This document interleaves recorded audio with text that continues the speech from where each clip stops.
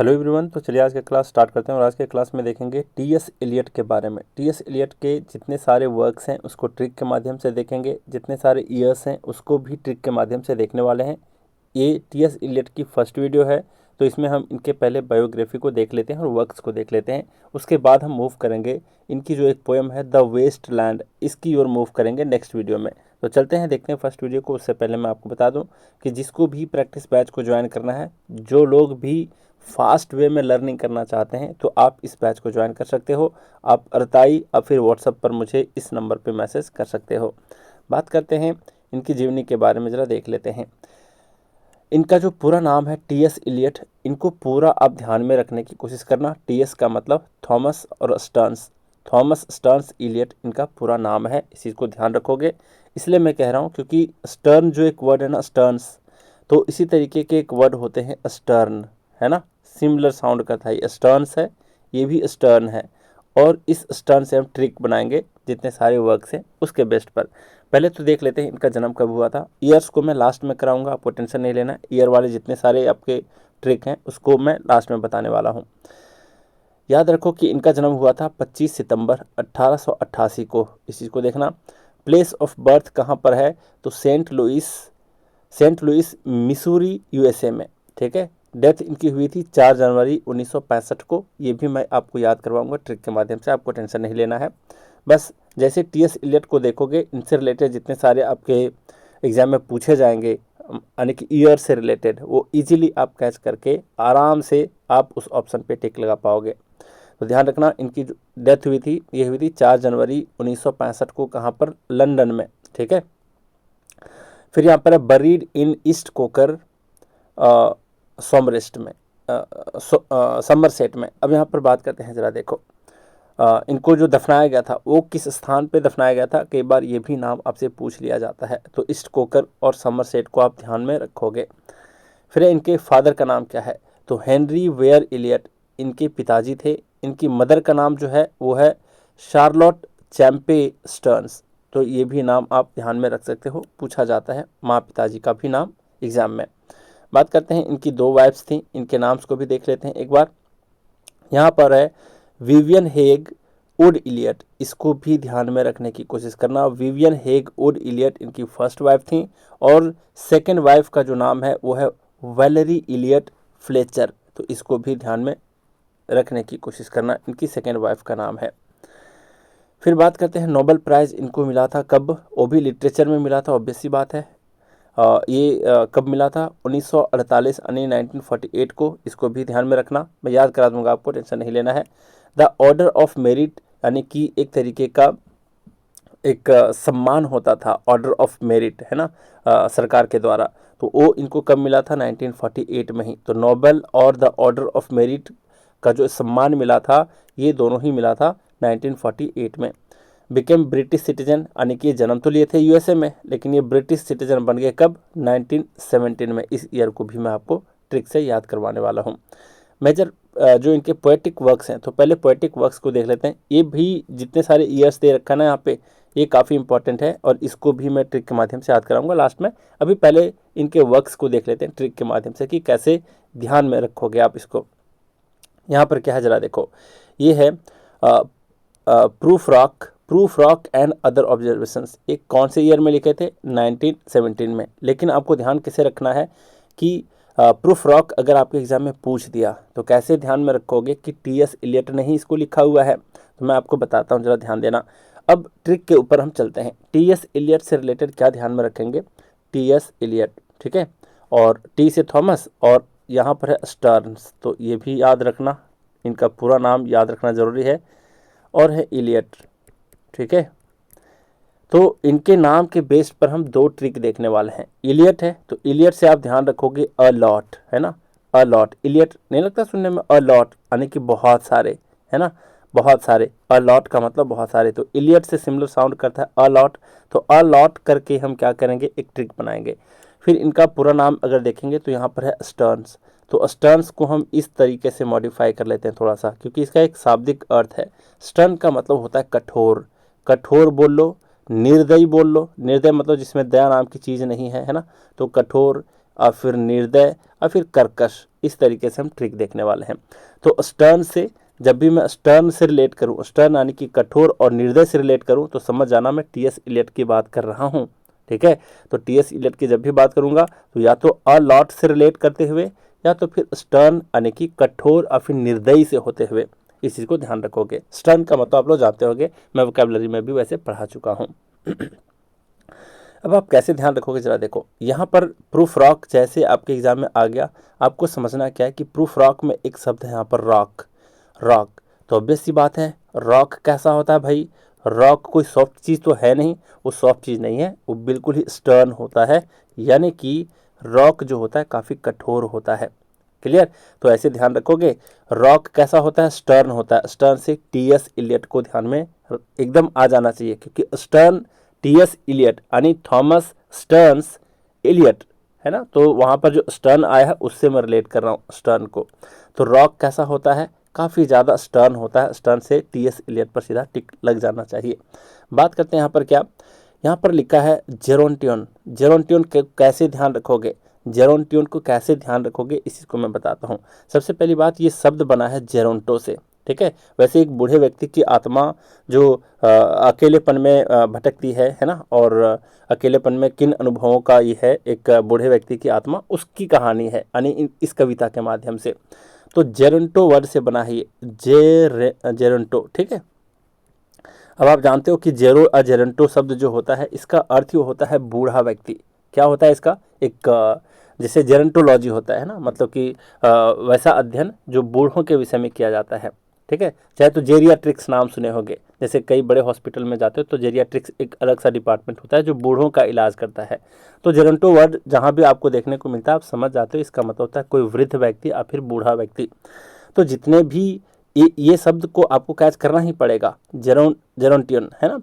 तो जेरोन्टियन को जहाँ भी अगर आप देख लिए तो आपके दिमाग में आना चाहिए, अच्छा जब लोग वृद्ध हो जाते हैं ना तो काफ़ी कठोर हो जाते हैं, हो जाते कि नहीं, सॉफ्ट तो नहीं रहते। कठोर आने की बोल चाल की भाषा से भी कई बार कठोर हो जाते हैं। हर लोग नहीं होते, कुछ लोग होते हैं, और उन कुछ लोग में तभी होते हैं जब उनकी मानसिक स्थिति खराब हो जाती है बुढ़ापे की वजह से, है ना। तो बताओ, जेरोन्टो यानी कि इस शब्द को देखते ही, इस जो वर्क है इसको देखते ही एग्जाम में आपके दिमाग में आना चाहिए, अच्छा किसी वृद्ध व्यक्ति के बारे में है। तो वृद्ध व्यक्ति है वो क्या होता है, वृद्धावस्था में कठोर वाणी का इस्तेमाल करता है ना। कठोर यानी कि स्टर्न हो जाता है। तो बूढ़े जो होते हैं वो क्या हो जाते हैं, स्टर्न हो जाते हैं। स्टर्न से टी.एस. इलियट आपके दिमाग में आ जाएगा। बात करते हैं यहाँ पर पोर्ट्रेट ऑफ ए लेडी। अब ये खुशवंत सिंह को मत याद कर लेना, क्योंकि वो अपनी दादी की कहानी लिखे थे, तो वो स्टोरी लिखे थे, एक बायोग्राफी टाइप का, ऑटोबायोग्राफी में वो लिखे थे। पोर्ट्रेट ऑफ ए लेडी एक चैप्टर था, है ना, 11th क्लास में पढ़ना है अभी भी एनसीईआरटी में, तो उसको नहीं कैच करना है। ये पोएम है ना, पोएटिकल वर्क है ये टी.एस. इलियट की। तो इसको ध्यान में रखोगे कि ये पोएट है, कहानी खुशवंत सिंह वाली नहीं है। तो कैसे ध्यान रखोगे जरा बात करते हैं। बस आपको इमेजिन करना है कि एक लेडी है, उसका एक पोर्ट्रेट आपके दीवार पे टंगा हुआ है। वो किस लेडी की है, ऐसी लेडी की पोर्ट्रेट है वो जो काफ़ी सख्त थी, है ना, यानी कि अपने समय की बहुत कठोर लेडी थी, उसका ही वहाँ पर पोर्ट्रेट बना हुआ है और टंगा हुआ है। तो कठोर है यानी कि स्टर्न है। तो बताओ, जैसे आपके एग्जाम में पूछ दिया, बताओ पोर्ट्रेट ऑफ ए लेडी किसने लिखा हुआ है इस पोएम को, तो आपके दिमाग में आना चाहिए कि सर ने बताया था कि जिस लेडी का पोर्ट्रेट टंगा हुआ है वॉल पे, पोर्ट्रेट का मतलब तस्वीर होता है ना, तो जिस भी लेडी का पोर्ट्रेट वहाँ पर टंगा हुआ है वो लेडी काफ़ी ज़्यादा स्टर्न थी, कठोर थी, है ना, सख्त थी बहुत ही। तो स्टर्न से इस तरीके से रिलेट करना है। स्टर्न का मतलब टी.एस. इलियट को ध्यान रखना है, थॉमस स्टर्न्स इलियट को ध्यान रखना है। प्रिल्यूड्स को, प्रिल्यूड कहने का मतलब क्या होता है, प्रिल्यूड का मतलब होता है प्रस्तावना। प्रस्तावना मतलब समझते हो, प्रस्तावना। अब इस नाम से कोई और भी वर्क है, लेकिन क्योंकि मैं यहाँ पर टी.एस. इलियट पढ़ा रहा हूँ तो उनको मेरा याद कराना यहाँ पर काम है। ठीक है, प्रस्तावना इसका अर्थ होता है किसका, प्रिल्यूड का मतलब होता है प्रस्तावना। प्रस्तावना कहने का मतलब कोई भी बुक के स्टार्टिंग में जो फर्स्ट पेज होता है उसमें एक्नॉलेजमेंट लिखा जाता है, प्रिल्यूड लिखा जाता है ना, यानी कहानी स्टार्ट होने से पहले कुछ उसके बारे में विवरण दिया जाता है। तो ऐसे ध्यान रखो कि हमने एक किताब लिखा हुआ है, किताब के प्रस्तावना में ही हमने बहुत ही हार्ड वर्ड लिखा हुआ है, मतलब बहुत ही कठोर शब्दों का इस्तेमाल किया हुआ है। तो बताओ, अपने बुक के प्रिल्यूड में, है ना, मैं उस प्रिल्यूड की बात नहीं कर रहा हूँ, आपके भी दिमाग में चल रहा होगा किसकी वो एक रचना है, मैं टी.एस. इलियट की बात कर रहा हूँ कि अपने प्रिल्यूड्स में बहुत सारे कठोर शब्दों का इस्तेमाल किया हुआ है, यानी स्टर्न, स्टर्न कठोर शब्दों का इस्तेमाल किया हुआ है, स्टर्न शब्दों का इस्तेमाल किया हुआ है। तो स्टर्न, स्टर्न से कैसे कैच करोगे? स्टर्न मतलब टीएस इलियट यानी थॉमस स्टर्न्स इलियट। फिर बात करते हैं यहाँ पर, इसको जरा पढ़ो। ये भी कई बार है कि आपके एग्जाम में पूछा जा सकता है। यहाँ पर है rhapsody on a windy night, rhapsody on a windy night. यहाँ से आपको कैच करना है विंडी नाइट, किसने लिखा है विंडी नाइट, पूरा पूछेगा आपके एग्जाम में, आपको ध्यान देना है विंडी नाइट पर। विंडी नाइट पर ऐसे ध्यान दो, विंडी कहने का मतलब समझ लो बहुत तेज़ हवा चल रही है, वैसी वाली रात है। तो बहुत तेज़ हवा चलती हुई जो रात है वो इंसानों के लिए काफ़ी कठोर साबित होती है कि नहीं वैसी रात? बिल्कुल होती है। जैसे अभी मोन्था नाम की एक मोन्था नाम का एक साइक्लोन आया हुआ है ना, तो मोन्था साइक्लोन के वजह से मान लो कि रात में बहुत मतलब विंडी नाइट हो गई है, तो आपके लिए जीना कई बार कठोर हो जाता है कि नहीं? मतलब वो जो रात है वो काफ़ी ज़्यादा कठोर हो जाती है, स्टर्न हो जाती है। तो विंडी नाइट से ऐसे ध्यान रखना कि कोई भी विंडी नाइट होती है यानी कि बहुत आंधी वाली जो रात होती है वो हर किसी के लिए स्टर्न ही साबित होती है कि नहीं? तो स्टर्न यानी कि कठोर साबित होती है, निर्दयी साबित होती है। स्टर्न का मतलब निर्दयी भी होता है, कठोर भी होता है। तो विंडी नाइट स्टर्न होती है, इस तरीके से आपको ध्यान रखना है। स्टर्न से सीधा थॉमस स्टर्न्स इलियट को ध्यान में रखना है। फिर द वेस्टलैंड, वेस्टलैंड को कैसे ध्यान रखोगे? सिंपल सी बात है कि वेस्टलैंड, वेस्टलैंड का मतलब समझ लो बंजर भूमि। बंजर भूमि तो कठोर ही तो होता है, सॉफ्ट तो होता नहीं, काफ़ी ज़्यादा स्टर्न होता है, कठोर होता है। मैं बार बार स्टर्न शब्द का इस्तेमाल नहीं करूँगा, बस कठोर बोल दूंगा, आपको समझ आना टीएस इलियट की बात कर रहा हूँ, है ना? तो बताओ वेस्टलैंड जितने भी बंजर भूमि होती है वो कठोर होती है कि नहीं? क्योंकि वहाँ पर उपजाना भी मुश्किल हो जाता है ना? पथरीला जमीन है, बंजर भूमि है जिस पर उपजाना मुश्किल काम होता है। तो ऑब्वियस सी बात है कि वेस्टलैंड जो होती है, जो बंजर भूमि होती है, वो काफ़ी कठोर होती है। कठोर आने की टीएस इलियट की बात कर रहा हूँ। फिर यहाँ पर द हॉलो मैन, जितने भी मैन हैं वो अंदर से हॉलो हैं। हॉलो का मतलब समझ रहे हो? खोखला इंसान, खोखला मनुष्य। तो वैसा मानव जो बिल्कुल ही खोखला है, खोखली आत्मा जिसको कह लेते हैं, है ना, जिसमें विश्वास की कमी होती है, चाहे जो भी बात है। लेकिन बात यहाँ पर करते हैं हॉलो मैन की अगर, तो जो इंसान अंदर से खोखला होता है ना, वो बहुत ही कठोर इंसान होता है। खोखला का मतलब समझ रहे हो? खोखला कहने का मतलब कोई ऐसा इंसान है जो बहुत ज़्यादा मतलब जिसके साथ विश्वासघात हुआ है, जिसका बहुत ज़्यादा दिल टूटा है, वैसे लोग किसी के ऊपर इजीली बिलीव नहीं करते, है कि नहीं? और जब बिलीव नहीं करते तो ऑब्वियस सी बात है उसका नेचर काफ़ी ज़्यादा स्टर्न हो जाता है, काफ़ी ज़्यादा कठोर हो जाता है। मान लो 2-4 महिला मित्र के वजह से वो क्या किया है, कोई मैन है जो अपने किसी मल्टीपल महिला मित्रों से क्या हुआ, धोखा मिला है उसे, तो वो अंदर से बहुत ज़्यादा कठोर हो जाता है कि नहीं मुझे अब सख्त ही बनना है, वही वाला सख्त लौंडा बनना है ना? तो कठोर। तो जो लोग हॉलो होते हैं ना अंदर से, वैसे मैन कठोर ही होते हैं। तो हॉलो मैन से आप याद रखोगे कठोर यानी स्टर्न, यानी कि थॉमस स्टर्न्स इलियट को ध्यान में रखना है। बात करते हैं ऐश वेंसडे। ऐश वेंसडे है, कैसे ध्यान में रखोगे इसको मैं आपको बताता हूँ, जरा देखो ध्यान से। यहाँ पर एक मूवी का नाम था अ वेंसडे करके, अगर आपको याद हो, है ना? अ वेंसडे करके एक मूवी है, बॉलीवुड की मूवी, काफ़ी मज़ेदार है। मतलब बचपन में इतने बार देखा हूँ उसको, इतने बार दिखाया जाता था टीवी में कि मत पूछो, है ना? तो अ वेंसडे में देखते हो कि वहाँ पर एक जो एक्टर होता है, क्या नाम है उनका, शायद वो इस्लाम को छोड़ करके हिंदू बन गया, क्या नाम है, जो भी है ना? तो उसको लेकर के मैं बताना चाहता हूँ कि मूवी में कितना कठोर रवैया दिखाया गया है उसका, काफ़ी ज़्यादा कठोर रवैया दिखाया गया। तो ऐसे ध्यान रखना कि एश वेंसडे यानी कि अ वेंसडे एक मूवी है जिसमें जो मेन एक्टर होता है काफ़ी ज़्यादा कठोर होता है, बहुत ज़्यादा धमकी देता है, फ़ोन पर ही धमकी देता है, सिम तोड़ करके फेंक देता है, उसको कोई ट्रैक नहीं कर पाता, बहुत ज़्यादा परेशान कर देता है। मतलब एक साधारण सा इंसान बहुत ज़्यादा भूचाल ला देता है अपने कुछ रवैयों से, यानी कि काफ़ी ज़्यादा वो कठोर होता है, निर्दयी होता है ना? तो अ वेंसडे मूवी में जो मेन एक्टर होता है वो काफ़ी ज़्यादा कठोर होता है। कठोर यानी कि थॉमस इलियट की बात कर रहे हैं यहाँ पर, है ना? तो एश वेंसडे को देखते ही आपको इलियट पे टिक लगाना है। फिर यहाँ पर देखो तो किस तरीके से मैं रिलेट कर रहा हूँ आप कैच करने की कोशिश कर रहे होगे, है ना? यहाँ पर है कोरिओलन, कोरिओलन पोएम्स। कोरिओलन पोएम से कैसे आप ध्यान में रखोगे ये मैं आपको बताता हूँ, जरा देखो। यहाँ पर ध्यान रखो कि हाँ, कोरिओलन से आपको क्या ध्यान में आ रहा है? यहाँ पर कोरिओलन की अगर बात करें तो कोरियन जैसा लग रहा है ना सुनने में, कोरियन, कोरियन मतलब समझ लो कोरियन मतलब समझ रहे हो, कोरियन कहने का मतलब है नॉर्थ कोरियन और फिर साउथ कोरिया, है ना, साउथ कोरिया फिर नॉर्थ कोरिया। तो यहाँ पर ध्यान रखने की कोशिश करना कि जो कोरियन लोग होते हैं ना, जो नॉर्थ कोरियन से ऐसे ध्यान रखो, नॉर्थ कोरिया। वैसे मैं जब इसके ईयर को याद कराऊंगा ना, तब वहाँ पर एक ट्रिक आएगा मैट करके, है ना। तो एक कोरियन मैट मंगवाया हूँ, बस अभी अभी ध्यान रख लो इसको, एक कोरियन मैट मंगवाया हूँ। मैट मतलब चटाई, बिछाने वाला चटाई, है ना। तो जो चटाई लाया हूँ काफ़ी ज़्यादा कठोर है, मतलब सॉफ्ट नहीं है। और वैसे भी चटाई कौन सा सॉफ्ट होता है भाई, है ना, होता ही नहीं है ना, ज़मीन पर बिछाने के लिए उसको रखा जाता है। तो मैट काफ़ी ज़्यादा कठोर है। तो जो कोरियन मैट मंगवाया हूँ, जो कोरियन मैट को मंगवाया हूँ काफ़ी ज़्यादा कठोर है ना, सॉफ्ट तो है ही नहीं।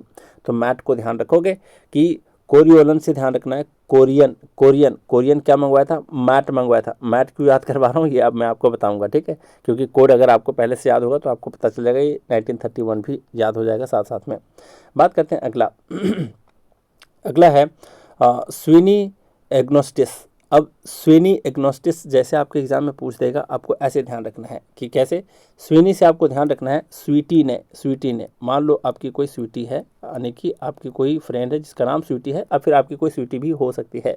स्वीटी ने हर बात को ईगो से ले लेती है। इसको एगोनिस्टिस से आपको ध्यान रखना है, ईगो है ना, अगो है, तो इसको ईगो से रिलेट करने की कोशिश करते हैं कि स्वीनी है ना, ऐसे स्वीनी यानी कि स्वीटी ने हर बात को ईगो से ले लिया।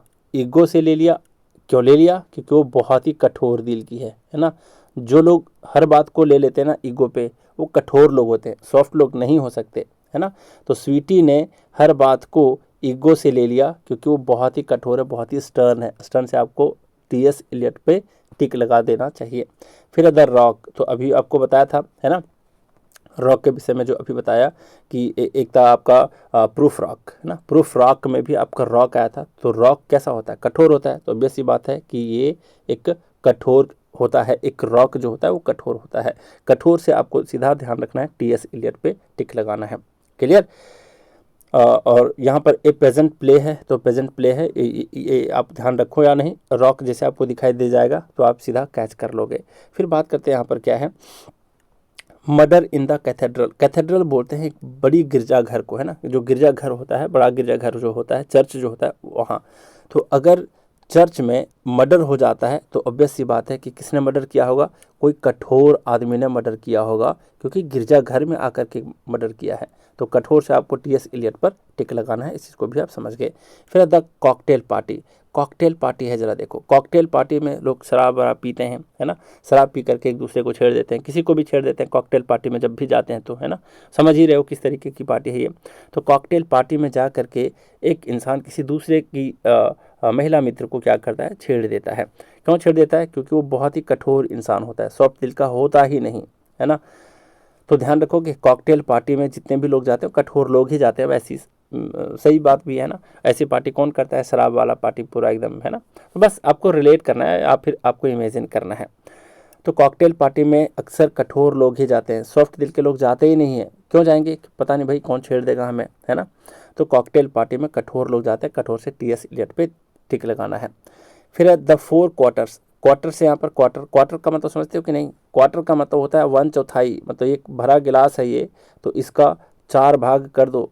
तो एक पार्ट को क्या बोलते हैं, एक पार्ट को बोलते हैं क्वार्टर, यानी कि पौवा समझते हो कि नहीं। तो 4 पौवा लगा करके कोई आदमी अच्छी बातें करता है, पूरा सॉफ्ट बातें करता है, बिल्कुल नहीं, कठोर बातें करेगा, भद्दी बातें करेगा, ऑकवर्ड बातें करेगा, समझ रहे हो। तो कठोर बातें कब करते हैं, जब लोग 4 पौवा लगा लेते हैं। तो कठोर यानी कि स्टर्न बातें करने लगते हैं तुरंत, मैं मार दूंगा तुझे, मैं ये कर दूंगा वो कर दूंगा, स्टर्न बातें करने लगते हैं, कठोर हो जाता है, निर्दयी हो जाता है ना, किसी को भी मारने पे उतारू हो जाता है। तो इस तरीके से 4 पौवा लगाने के बाद लोग कठोर हो जाते हैं, स्टर्न हो जाते हैं, यानी कि टीएस इलियट पे टिक लगा देना है। फिर है स्विनी अमंग द नाइटिंगेल्स, यानी कि यहाँ पर आपको ऐसे करना है कि स्वीटी ने, अभी भी बताया था आपको स्वीटी ने, तो स्वीटी ने हर बात को ईगो से ले लिया, इसलिए क्यों, क्योंकि वो कठोर है काफ़ी। फिर यहाँ पर आपको ऐसे रिलेट करना है कि स्वीटी ने नाइटिंगेल्स के बीच, नाइटिंगेल्स का मतलब बुलबुल के बीच, काफ़ी कठोर बर्ताव करी है ना। नाइटिंगेल्स मतलब मीठे गाने गाने वाले लोगों के बीच जा कर के स्वीटी ने कठोरता से व्यवहार किया है, कठोर व्यवहार किया है। कठोर यानी कि स्टर्न बिहेवियर दिखाया है अपना, है ना। तो स्टर्न का मतलब कठोर, आने की टी एस इलियट पे टिक लग जाना चाहिए। इस तरीके से इमेजिन करना है, चीज़ों को याद करना काफ़ी आसान हो जाएगा आपके लिए। फिर बात करते हैं प्रोस एंड क्रिटिकल वर्क्स की। यहाँ पर है the sacred wood, sacred wood है, कैसे ध्यान रखोगे जरा बात करते हैं। ये essays on poetry and criticism है, कैसे ध्यान रखोगे मैं आपको बताता हूँ। यहाँ पर सैक्रेड वुड, आपको बस ध्यान रखना है कि वुड है एक लकड़ी है जो काफ़ी ज़्यादा स्टर्न है, काफ़ी ज़्यादा कठोर है। एक वुड है जो काफ़ी ज़्यादा कठोर है, ठीक है। और वो कैसी वुड है, सैक्रेड वुड है, ठीक, पवित्र लकड़ी है एक तरीके से। तो वुड तो ऑब्वियस सी बात है, वुड सॉफ्ट थोड़े ना होता है भैया, वुड तो काफ़ी ज़्यादा स्टर्न होता है, काफ़ी ज़्यादा कठोर होता है। तो जैसे वुड देख लिए, सीधा टिक लगा देना आपको टी एस इलियट पे कि टी एस इलियट की ही ये रचना है और प्रोज रचना है ये, ठीक है। अभी तक देखे थे पोएट्री वाले पार्ट को। यहाँ पर है ट्रेडिशन एंड इंडिविजुअल टैलेंट। यहाँ पर जरा बात करते हैं, मान लो कोई कॉम्पिटिशन होता है, ऐसा कॉम्पिटिशन होता है कि आपको दिखाना है कि आपका कल्चर ठीक है, आपका ट्रेडिशन ठीक है, या फिर दूसरे सामने वाले का। तो अगर उस तरीके का कंपटीशन होता है तो हर कोई चाहता है नहीं नहीं नहीं नहीं, मेरा ट्रेडिशन सबसे बेस्ट है, मेरा ट्रेडिशन सबसे बेस्ट है। और हर कोई अपना इंडिविजुअल टैलेंट दिखाना चाहता है ना, कैसे भी करके अपना इंडिविजुअल टैलेंट दिखाना चाहता है, अपने ट्रेडिशन के बारे में बताना चाहता है, इंडिविजुअल टैलेंट को दिखाते हुए, है ना। तो इस तरीके से अपने ओपोनेंट के प्रति, यानी कि जो सामने वाला बंदा है, क्या उसके प्रति वो सॉफ्ट होता है? नहीं, उसको जीतना ही जीतना है। तो हर इंडिविजुअल टैलेंट दिखाने वाला व्यक्ति जो होता है कंपटीशन में, और जो अपने ट्रेडिशन के बारे में बढ़ा चढ़ा करके पेश करता है हर चीज़ को, वैसे लोग सॉफ्ट होते ही नहीं हैं, वैसे लोग कठोर ही तो होते हैं। वैसे कंपटीशन में सामने वाले के ऊपर दया थोड़े ना कोई दिखाता है कि चलो मैं थोड़ा सा कम रफ्तार से दौड़ूंगा, है ना, ताकि सामने वाला जीत जाए। ऐसा तो कोई सॉफ्ट दिल का होता नहीं है। तो इंडिविजुअल टैलेंट दिखाने के लिए हर कोई क्या करता है, स्टेज पे अपने आप को कठोरता से पेश करता है। तो इंडिविजुअल टैलेंट को दिखाने वाला हर कोई कैसा होता है, कठोर होता है, स्टर्न होता है, निर्दयी होता है, सामने वाले के प्रति दया थोड़े ना रखता है, तो कठोर होता है। तो इस तरीके से स्टर्न को ध्यान रखना है, कठोर को ध्यान रखना है, टी एस इलियट पे टिक लगा देना है। बात करते हैं हैमलेट एंड हिज प्रॉब्लम्स। और वैसे भी हैमलेट के पास इतना अधिक प्रॉब्लम्स होता है कि उसके वजह से वो क्या हो जाता है, परिस्थितियों ने उसको काफ़ी ज़्यादा स्टर्न बना दिया है, यानी कि निर्दयी बना दिया है, कठोर बना दिया है, ठीक है। अपने बाप के मृत्यु का बदला लेना चाहता है। तो इस तरीके से आपको ध्यान रखना है कि हैमलेट जो है वो, उसकी प्रॉब्लम्स जो है इतना ज़्यादा उसे सता रखा होता है, मतलब ज़िंदगी ने इतना तबाह कर रखा होता है उसको, कि वो काफ़ी ज़्यादा कठोर हो जाता है, स्टर्न हो जाता है। तो इस चीज़ को ध्यान में रखने की कोशिश करना, ठीक है। अब बात करते हैं, जरा यहाँ पर देखते हैं, अगला है the function of criticism. The function of criticism, आप ही बताओ, आपसे ही पूछना चाहता हूँ कि कोई क्रिटिसिज्म कर रहा है तो उसका फंक्शन कैसा होगा। कोई क्रिटिसिज्म सॉफ्ट वर्ड से थोड़े करता है, अरे वो तो प्रेजिंग हो जाएगा, वो क्रिटिसिज्म कहाँ हो पाएगा, है ना। तो क्रिटिसिज्म यानी कि जब कोई किसी का क्रिटिसाइज करता है तो क्रिटिसिज्म का फंक्शन ही होता है कठोरता दिखाना, कठोरता दिखाना, है ना। कठोरता से स्टर्न पे ध्यान आ जाना चाहिए और सीधा टी एस इलियट पे टिक लग जाना चाहिए। बात करते हैं द इंग्लिश मेटाफिजिकल पोएट्स। तो ऐसे आपको ध्यान में याद रखना है कि जो इंग्लिश मेटाफिजिकल पोएट्स लोग जो थे पहले के टाइम में, काफ़ी ज़्यादा कठोर बिहेव करते थे हर किसी के साथ, या फिर अपनी कविताओं के साथ काफ़ी ज़्यादा कठोरता से पेश आते थे ना, बहुत ज़्यादा नियम कानून, कठोर नियम को फॉलो करते थे। जितने सारे इंग्लिश मेटाफिजिकल पोएट्स जो हुआ करते थे, काफ़ी ज़्यादा कठोर नियम का पालन किया करते थे पोएम्स को लिखने के लिए। तो कठोर से आपको ध्यान रखना है टी एस इलियट, है ना, थॉमस स्टर्न्स इलियट। तो इस तरीके से इसको भी आप याद कर लिए। बात करते हैं द फ्रंटियर्स ऑफ क्रिटिसिज्म। देखो फ्रंटियर्स का मतलब होता है सरहद होता है, हद होता है, सीमा होता है ना। तो क्रिटिसिज्म का सीमा को अगर कोई लांघ दे, इसका मतलब वो काफ़ी ज़्यादा कठोरता से पेश आ रहा है। समझ पा रहे हो कि नहीं, कठोरता से पेश आ रहा है। जो लोग क्रिटिसिज्म की सीमा को ही लांघ दे, यानी कि बहुत अनाप शनाप बक रहा है, कुछ भी बातें कर रहा है ना, सामने वाले के प्रति क्रिटिसिज्म करते हुए, यानी कि वो काफ़ी ज़्यादा कठोर व्यवहार कर रहा है। कठोर से आपको सीधा टी एस इलियट पे टिक लग जाना चाहिए। यहाँ पर बोल रहा है चार्ल्स विबली अ मेमोयर। अब आपको ये इसको खुद से याद रखो, ठीक है। चार्ल्स विबली अ मेमोयर जो है वो कौन लिखे, टी एस इलियट लिखे। इस चीज़ को ध्यान में मतलब ध्यान रखना है आपको।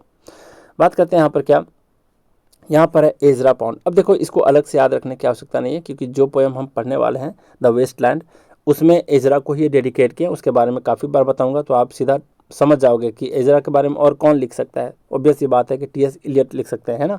तो Ezra found his metric and poetry, ये किसने लिखा है? टी.एस. इलियट ने लिखा है। ये वर्ड आपको काफ़ी देखने को मिलेगा अब ये जो अपने सिलेबस के हिसाब से जो द वेस्टर्न पढ़ना उसमें।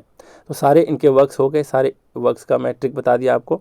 अब जो आखिरी पॉइंट है यहाँ पर जरा बात करते हैं, कैसे ध्यान रखोगे कि टी.एस. इलियट के ऊपर कौन कौन से बुक्स लिखे हैं, तो ज़रा बात करते हैं। एक बुक है the art of T S. Eliot, इसको किसने लिखा है? तो उसको लिखा है गार्डनर ने, हेलेन गार्डनर। कैसे ध्यान रखोगे ये मैं बताता हूँ आपको, ज़रा देखो। आर्ट जो है, आर्ट है ना, आर्ट जो है तो एक गार्डनर जो होता है, एक गार्डनर समझते हो, मतलब जो माली होता है, जो गार्डनर होता है, माली होता है, वो बहुत अच्छा आर्टिस्ट होता है एक तरीके से, है ना। बहुत सारे आर्ट को जानता है, यानी अ लॉट ऑफ आर्ट्स, है ना। कौन जानता है? एक गार्डनर बहुत सारा आर्ट को जानता है। तो आर्ट जैसे रहेगा और बहुत सारा यानी अलॉट, तो इलियट को ध्यान रखोगे, आर्ट है तो बहुत सारा आर्ट को कौन जानता है? गार्डनर जानता है। तो हेलेन गार्डनर पर टिक लग जाना चाहिए, जैसे आर्ट ऑफ टी.एस. इलियट आ गया। समझ पा रहे हो, है कि नहीं। और ऑब्वियस ही बात है कि कोई गार्डनर जो होता है किसी बगीचे की देख रेख कर रहा होता है, तो इतना अधिक वो उसके पास कला होता है ना, जैसे हर्ब्स को, श्रब्स को इतना अच्छा से कटिंग करता है कि आपको देखने को मिलेगा, एकदम मूर्ति नुमा बना देता है। कई बार किसी का मूर्ति बना दिया, कोई जानवर का मूर्ति बना दिया पेड़ पौधों से, है ना। तो एक गार्डनर बहुत ज़्यादा आर्ट को जानता है। तो आर्ट जैसे आ गया टी.एस. इलियट के साथ, तो सीधा गार्डनर पे टिक लगा देना है। फिर बात करते हैं ग्रोवर क्लीवलैंड स्मिथ, इसने लिखा है T S. Eliot's poetry and plays study in sources and meaning. आपको क्या करना है, ऐसे ध्यान रखना है, ज़रा समझो। प्ले, यहाँ पर प्लेज है ना, प्लेज का मतलब नाटक होता है। तो हमने देखा है बचपन से मूवीज़ को, मूवीज़ में देखा है, बॉलीवुड के मूवीज़ को, प्लेज को देखा है। प्लेज, मूवीज़ का मतलब यहाँ पर प्लेज से रिलेट करो। तो जितने भी प्लेज को हमने देखा है बचपन में, अ लॉट ऑफ प्लेज को देखा है, अ लॉट ऑफ प्लेज को देखा है, जिसमें गुलशन ग्रोवर गुंडा का काम कर रहा होता है। गुलशन ग्रोवर को कौन नहीं जानता, मतलब हम 80s 90s वाले जो जितने सारे लोग हैं, हर कोई गुलशन ग्रोवर से वाकिफ़ होगा, है कि नहीं। तो ऐसे आपको ध्यान रखना है कि अ लॉट ऑफ प्लेस को हमने बचपन में देखा बॉलीवुड में, जिसमें गुलशन ग्रोवर क्या करता है? गुलशन ग्रोवर आपका विलेन का रोल करता है ना। तो ग्रोवर से आपको ऐसे ध्यान रख लेना है। फिर बात करते हैं, यहाँ पर दिया T S. Eliot the design of his poetry, कैसे ध्यान रखोगे? यहाँ पर है डिज़ाइन। तो मैं यहाँ पर आर्ट वाला शब्द को पकड़ने बोला था, जो गार्डनर होता है एक बढ़िया सा आर्टिस्ट। फिर यहाँ पर अ लॉट ऑफ प्लेस जो है वो गुलशन ग्रोवर ने गुंडा का रोल किया है, ऐसे ध्यान रखना है। फिर यहाँ पर है डिज़ाइन कैच करना था, यहाँ पर प्लेस, यहाँ पर आर्ट और यहाँ पर डिज़ाइन। डिज़ाइन से कैसे ध्यान रखोगे? तो ड्रीव है, यानी कि कोई अपना ड्राइंग को ड्रीव किया, ड्रीव का मतलब उसने ड्राइंग बनाया, है ना। तो एक बच्चा जो है, एलिजाबेथ नाम की एक बच्ची है, जो क्या करती है? ड्रीव करती है, यानी कि डिज़ाइन ड्रॉ कर रही है, बहुत बढ़िया बढ़िया डिज़ाइन को ड्रॉ कर रही है। तो डिज़ाइन को ड्रॉ ही किया जाता है, ऐसे ध्यान में रखना है, बस डिज़ाइन को ड्रॉ किया जाता है। तो आपके ऑप्शन में ये तीनों हो सकते हैं। समझ पा रहे हो कि डिज़ाइन वाला बताओ किसने लिखा है? तो अच्छा, डिज़ाइन को ड्रॉ किया है, बहुत बढ़िया बढ़िया डिज़ाइन ड्रॉ किया है, टिक लगा दोगे। यहाँ पर है अ लॉट ऑफ प्लेस है, उसमें गुलशन ग्रोवर को हम देखा करते थे, ग्रोवर पे टिक लगा देना है। Art of T S. इलियट है, आर्ट, अच्छा आर्टिस्ट कौन होता है? तो गार्डनर होता है ना। तो इस तरीके से आपको ध्यान रखना है। फिर इनका एक बहुत ही फेमस एक सेंटेंस है जो यहाँ पर दे रखा है पोएट्री के विषय में, कि poetry is not a turning loose of emotion but an escape from emotion. ये लाइन किसने कहा है? काफ़ी फेमस है ये लाइन के विषय में। जब भी आपसे पूछ दे तो सीधा टी.एस. इलियट पे टिक लगाना है। क्या है इसका मतलब? Poetry is not a turning loose of emotion, इसका मतलब है कविता भावनाओं को खुला छोड़ देना नहीं है, बल्कि एन एस्केप ऑफ इमोशन, बल्कि उनसे ऊपर उठ जाना है ना। इसका मतलब है कि कवि इलियट का मानना है कि सच्ची कविता केवल व्यक्तिगत भावनाओं का विस्फोट नहीं होती, बल्कि वह भावनाओं पर नियंत्रण और आत्मिक अनुशासन का परिणाम होती है। ये किसने कहा है? इस पूरे सेंटेंस को ध्यान में रख लेना अभी से, कि poetry is not a turning loose of emotion but an escape from emotion. ये टी.एस. इलियट ने कहा है इस सेंटेंस को। इसको आप ध्यान में रखोगे, मुझे उम्मीद है। ठीक है, क्लियर यहाँ तक? तो यहाँ तक आप समझ गए। और अच्छा, एक मुझे ईयर्स को याद करवाना है, अभी आपको मैं याद करवाता हूँ, जरा देखो। कैसे याद रखना है? ये कोड सबको याद होगा, ठीक है। मैं आपको बता देता हूँ कि टी.एस. इलियट का जन्म हुआ था 1888 को, इनकी मृत्यु हुई थी 1965 को, ठीक है। अब यहाँ पर जरा बात करते हैं कि अगर ये जन्मे 1888 में, तो 1900 ईस्वी में पहुँचने के लिए इनको 12 साल गुजारने होंगे। तो 12 साल की आयु में ये बहुत बड़े कवि तो नहीं बन गए होंगे। तो इनसे रिलेटेड जितनी भी घटनाएं घटी हैं, वो ऑब्वियस सी बात है कि 1900 के बाद ही घटी होगी। तो जितने भी होंगे 19 में याद नहीं करवाया हूँगा वहाँ पे, ठीक है। ये लास्ट के दो डिजिट याद करवाऊँगा, आप समझ जाओगे कि 1900 के बाद की ही घटना है, ठीक। जैसे कि यहाँ पर है 1888 को मैं याद करवा देता हूँ, 1965 को याद करवा देता हूँ। बाकी चीज़ में दो ही चीज़ को याद करवाऊँगा, जैसे यहाँ पर 48 याद करवाऊँगा, फिर आगे है 31, 22, 17, ये सब। तो बस इतना याद करवाऊँगा, आप 19 को खुद से कैच कर लोगे, ठीक है। एक मैं आपको आइडिया बता दिया। अब बात करते हैं यहाँ पर कैसे ध्यान रखोगे। जरा देखो 1888 में इनका जन्म हुआ था, कैसे ध्यान रखोगे। यहाँ पर ऐसे आपको देखना है, बस इतना कोड लिख लो अपने नोट में, अपने नोटबुक में लिख लो, टीवी और 5, ऐसे ध्यान रखो, टीवी और 5। यहाँ पर क्या ध्यान देना है कि टीवी पर हमने देखा कि किसी के 5 बच्चे हुए हैं। 5 बच्चे हुए हैं मतलब जन्म लिया है, बर्थ हुआ है, 5 बच्चे जन्म लिए हैं। तो ऑब्वियस ही भैया, कोई एक ही बार में 5 बच्चे को बर्थ दे दे, यानी कि जन्म दे दे, तो अलॉट है कि नहीं, अलॉट ऑफ बच्चे हैं कि नहीं। टीवी पर हमने एक न्यूज़ देखा कि एक महिला के 5 बच्चे हुए हैं, 5 बच्चे हुए हैं, यानी कि इनका जन्म हुआ है। तो 5 तो अलॉट होता है, अलॉट का मतलब इलियट, इलियट से आपको ध्यान रखना है, ठीक है। अलॉट से ध्यान रखना है इलियट को। इलियट टीवी पर देखा क्या कि किसी के 5 बच्चे हुए, टीवी पर क्या देखा, 5 बच्चे हुए, बस इतना ध्यान रखो। टीवी पर हमने देखा कि किसी के 5 बच्चे हुए हैं।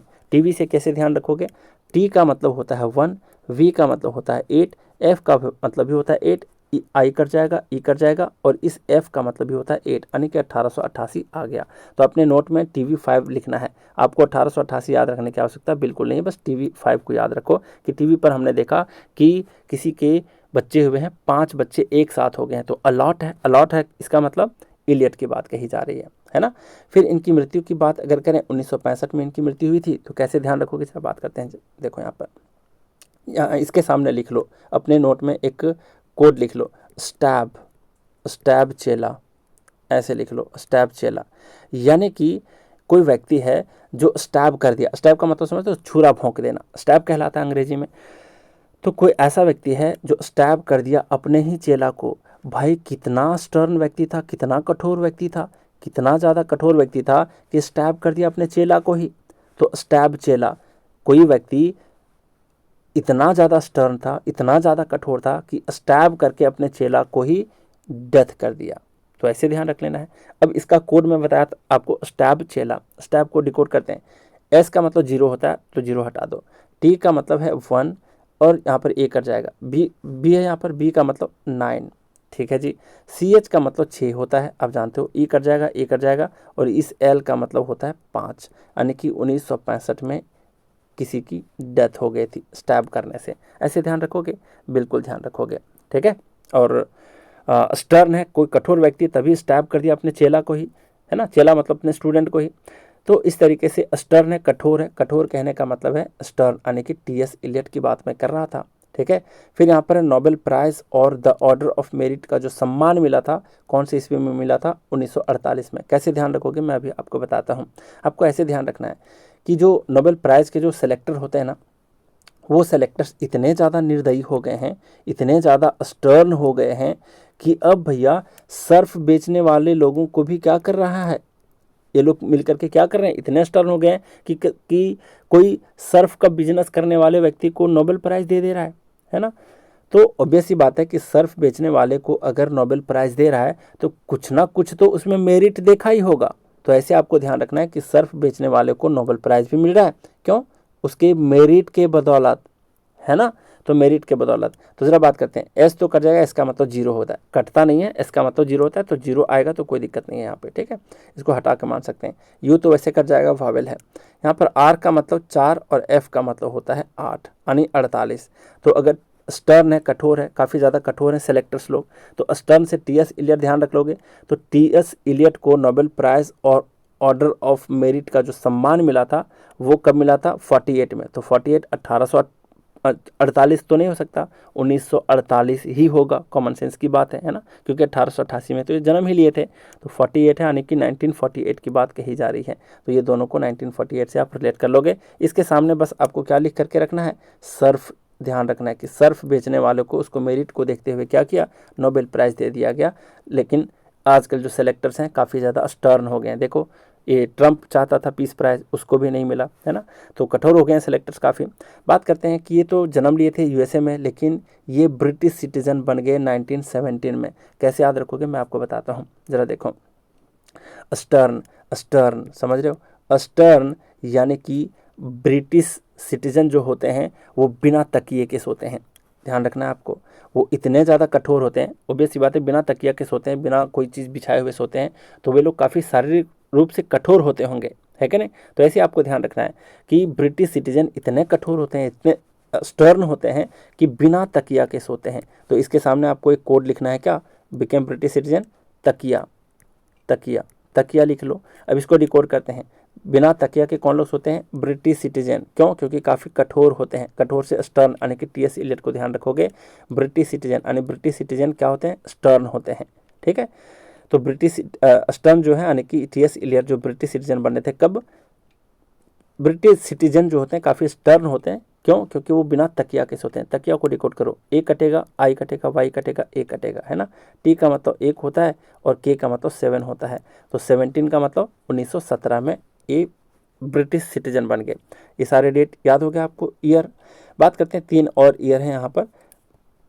एक और 1917 से रिलेटेड है, जो कि प्रूफ रॉक से रिलेटेड है ना। प्रूफ रॉक, अब यहाँ पर ज़रा देखो, रॉक है, रॉक इतना ज़्यादा स्टर्न होता है, इतना ज़्यादा स्टर्न होता है। ज़रा देखो कैसे ध्यान रखोगे इसको, स्टर्न यानी कि रॉक पर सोने वाले लोग तो स्टर्न होंगे ही होंगे, स्टर्न होंगे यानी कठोर होंगे, है ना, कठोर होंगे। और कठोर लोग बिना तकिया के सोते हैं, बिना तकिया के सोते हैं।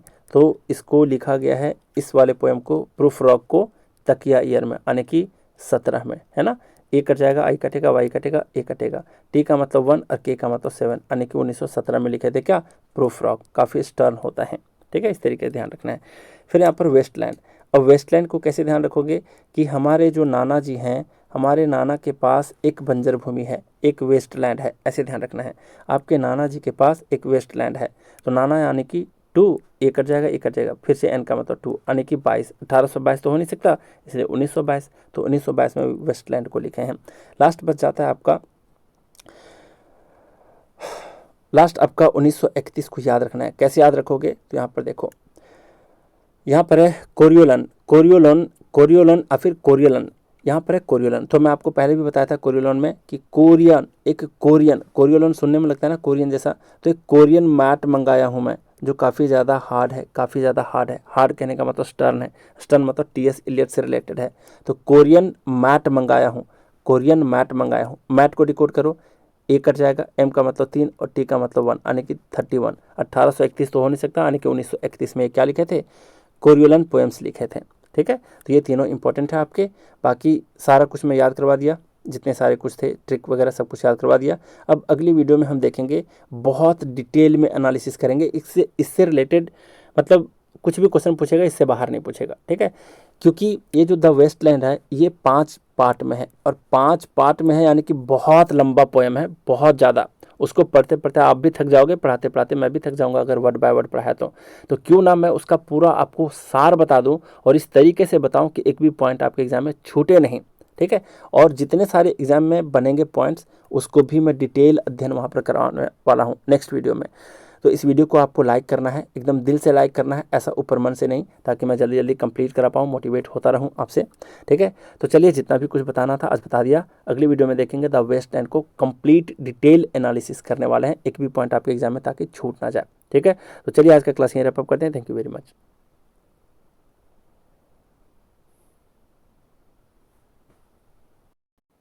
हेलो एवरीवन, तो चलिए आज का क्लास स्टार्ट करते हैं। और आज के क्लास में देखेंगे टीएस इलियट की तो हम देख चुके हैं बायोग्राफी, अब देखने वाले हैं इनकी पोएम को, द वेस्टलैंड को। बहुत ही अच्छे तरीके से इसका एनालिसिस करेंगे, ऐसे ऐसे आपको पॉइंट्स देंगे कि इससे बाहर क्वेश्चन आपके एग्जाम में नहीं पूछा जाएगा। जिसको भी प्रैक्टिस बैच को ज्वाइन करना है, आप मुझे अताई और फिर व्हाट्सएप पे इस नंबर पे मैसेज कर सकते हो। हर चीज़ को आप फास्ट वे में लर्निंग कर सकते हो। इनके हमने देख चुका था यहाँ पर बायोग्राफी और वर्क्स को ट्रिक के माध्यम से। अब देखेंगे द वेस्ट लैंड जो है, द वेस्ट लैंड है, इसको देखने वाले हैं, बहुत अच्छे तरीके से एनालिसिस करने वाले हैं। जितने सारे पॉइंट्स मैं यहाँ पर लिखा हूँ बिल्कुल ही एग्जाम ओरिएंटेड है। अब जरा स्टार्ट करने से पहले मैं आपको बताता हूँ कि द वेस्ट लैंड कहने का क्या मतलब है। एक बंजर भूमि, बंजर भूमि यहाँ पर प्रतीकात्मक तौर से ये यूज़ किए हैं, यानी कि इंसानों को ये बंजर भूमि माने हैं, इंसानों की आत्मा को बंजर भूमि का उपमा दे रहे हैं एक तरीके से। ठीक है, क्यों? क्योंकि मैं आपसे एक क्वेश्चन करना चाहता हूँ। आप अपने दादाजी को पूछना, क्योंकि आप में से मैक्सिमम 30+ के ही हो गए जितने लोग वीडियोस देख रहे हो, मतलब मैक्सिमम की बात कर रहा हूँ, सबकी बात नहीं। तो जितने भी 30+ के लोग हो गए, आप अपने दादाजी को देखते थे पहले क्या करते थे, बिना पूजा पाठ किए हुए कभी खाना तक नहीं खाते थे। सुबह उठते थे तो पहला काम होता था योग और साधना करना, यानी मेडिटेशन करना। क्या आप कभी मेडिटेशन करते हो? बिल्कुल नहीं करते। सुख में, भोग विलास में, ये जो दुनियादारी की चीज़ें हैं, भौतिकतावादी की चीज़ें हैं, उसके पीछे दौड़ते दौड़ते आप इस कदर खो चुके हो कि आप अपनी जो आत्मिक शक्ति है, अपनी एक जो आस्था है, विश्वास है ईश्वर के प्रति, उस चीज़ को भी खो चुके हो। तो उसी से रिलेट कर रहे हैं ये, और मैं उनको अच्छा मानता हूँ, मतलब एक बहुत ही पॉजिटिवली लेता हूँ इस पॉइंट को, कि अगर कोई व्यक्ति, कोई स्टूडेंट अपना पढ़ाई मॉर्निंग में स्टार्ट करे मेडिटेशन करने के बाद, तो मैं बहुत अच्छा मानता हूँ। और मैं उन इंसानों में से एक हूँ जो सिर्फ उपदेश देता नहीं है, उस उपदेश को फॉलो भी करता है। मैं खुद भी मेडिटेशन करता हूँ, कई बार आपको पता चल भी गया होगा। ठीक है, तो यहाँ वही वाली बात है कि मैं आपसे अगर क्वेश्चन करूँ कि आप कितने आध्यात्मिक हो, आप अपने आत्मा से कितने बार वार्तालाप करते हो दिन भर में, आप अपनी आत्मा से जुड़ने का जो प्रयत्न है कितनी बार करते हो दिन भर में? बिल्कुल नहीं करते। और इसी चीज़ को, इसी जो आत्मिक शक्ति है, ये जो मर चुकी है आज के इंसानों में, उसको ही यहाँ पर कवि कह रहे हैं द वेस्ट लैंड। ठीक है, अब आगे जब पढ़ेंगे तो पूरा डिटेल में समझेंगे हम लोग। यहाँ पर है, पहले तो डिटेल बता देता हूँ कि द वेस्ट लैंड जो है ये लिखी गई थी, यानी कि पब्लिश हुई थी 1922 में लिखी गई, अब पब्लिश करी गई। इससे रिलेटेड अगर आपको ईयर पूछ देगा 1922 को ही ध्यान में रखना है। वैसे मैं आपको याद भी करवा दिया था कि आपके नाना के पास एक वेस्ट लैंड है ना, नाना से आप 22 को याद कर लेते हो। कैसे याद करना है ये कोड आपको मैं सिखा चुका हूँ। बात करते हैं कि इसकी पब्लिशिंग जो हुई थी, ये हुई थी द क्राइटेरियन में, यानी क्राइटेरियन नामक की एक पत्रिका थी, उस पत्रिका में ये छपी थी इस वाली पोयम द वेस्टलैंड। ठीक है, बहुत लंबी पोयम है, ज़रा देखते हैं यहाँ पर क्या है कि किस फॉर्म में लिखी गई है इसको, तो long modernist poem written in free verse, यानी कि एक लंबी आधुनिकतावादी एक कविता है, यानी कि मॉडर्न कविता है, इसको समझ लो एक तरीके से, क्योंकि मॉडर्न चीज़ों के विषय, मॉडर्न विषय के बारे में भी ये बात कर रहे हैं, और फ्री वर्स में लिखी गई है। ध्यान रखोगे इसका जो फॉर्म है, स्टाइल है जो लिखने का द वेस्टलैंड का, ये फ्री वर्स में लिखी गई कविता है। फिर यहाँ पर स्ट्रक्चर है कैसा, डिवाइडेड इनटू 5 पार्ट्स, यानी कि इसके टोटल 5 पार्ट्स हैं, पांचों पार्ट्स के नाम भी आप ध्यान में रख सकते हो। फिर एजरा पाउंड के बारे में मैं पिछले वीडियो में भी बता चुका था कि इस नाम से अगर कोई रचना भी पूछ दे तो टी एस एलियट पे टिक लगाना है। बात करते हैं द वेस्टलैंड की बात अगर करें तो एजरा पाउंड नाम के एक व्यक्ति होते हैं जिनको ये डेडिकेट किए हैं इस वाले पोएम को, द वेस्टलैंड को। ठीक है, यहाँ पर एक शब्द लिखा हुआ है जो इटालियन भाषा में लिखा हुआ है, यहाँ पर है इल मिग्लियोर फैब्रो। इल मिग्लियोर फैब्रो ये एजरा पाउंड को कह रहे हैं, जिसका नाम है द बेटर क्राफ्ट्समैन, यानी कि श्रेष्ठ जो कारीगर होता है उसको कह रहे हैं। तो इसको एजरा पाउंड को क्या कह करके बुला रहे हैं, द बेटर क्राफ्ट्समैन, यानी कि श्रेष्ठ शिल्पी हैं, श्रेष्ठ कारीगर हैं, बहुत ही बेहतरीन लेवल के कारीगर हैं। ठीक है, और ये इसी नाम के व्यक्ति को क्या किए हैं, डेडिकेट करते हुए इस पोएम को लिखे हैं। बात करते हैं यहाँ पर इसका मेन थीम क्या है, किसका थीम, ये सारे पॉइंट्स आपके एग्जाम में भी काम आएंगे, समझ जाना, मतलब एग्जाम आने की मेंस वाले एग्जाम में भी, प्री में तो काम आने ही वाला है। ये सारे पॉइंट को अगर ध्यान में रखोगे ना तो इसको डिटेल में थोड़ा सा एक्सप्लेन करते हुए लिखोगे, बहुत अच्छे मार्क्स ला पाओगे। तो यहाँ पर मेन थीम्स की अगर बात करें कि इसका मेन जो विषय है वो क्या है, सबसे पहली बात है spiritual death and moral emptiness of modern civilisation after world war first, यानी प्रथम विश्व युद्ध के बाद आधुनिक सभ्यता की जो आत्मिक फिर आध्यात्मिक मृत्यु जो हुई है, और जो यहाँ पर मोरल एम्प्टीनेस है, यानी कि नैतिक शून्यता जो हुआ है, उसके बारे में ये लिखे हैं। यही इसका मेन थीम है, लोग आत्मिक रूप से भटक चुके हैं, इसके बारे में ये लिखे हैं। बात करते हैं थोड़ा सेक्शन वाइज एनालिसिस करते हैं बहुत बढ़िया तरीके से, यहाँ पर समझते हैं। 5 पार्ट है। फर्स्ट पार्ट का नाम है, यानी कि सेक्शन वाइज एनालिसिस कहने का मतलब है इस कविता के 5 पार्ट हैं।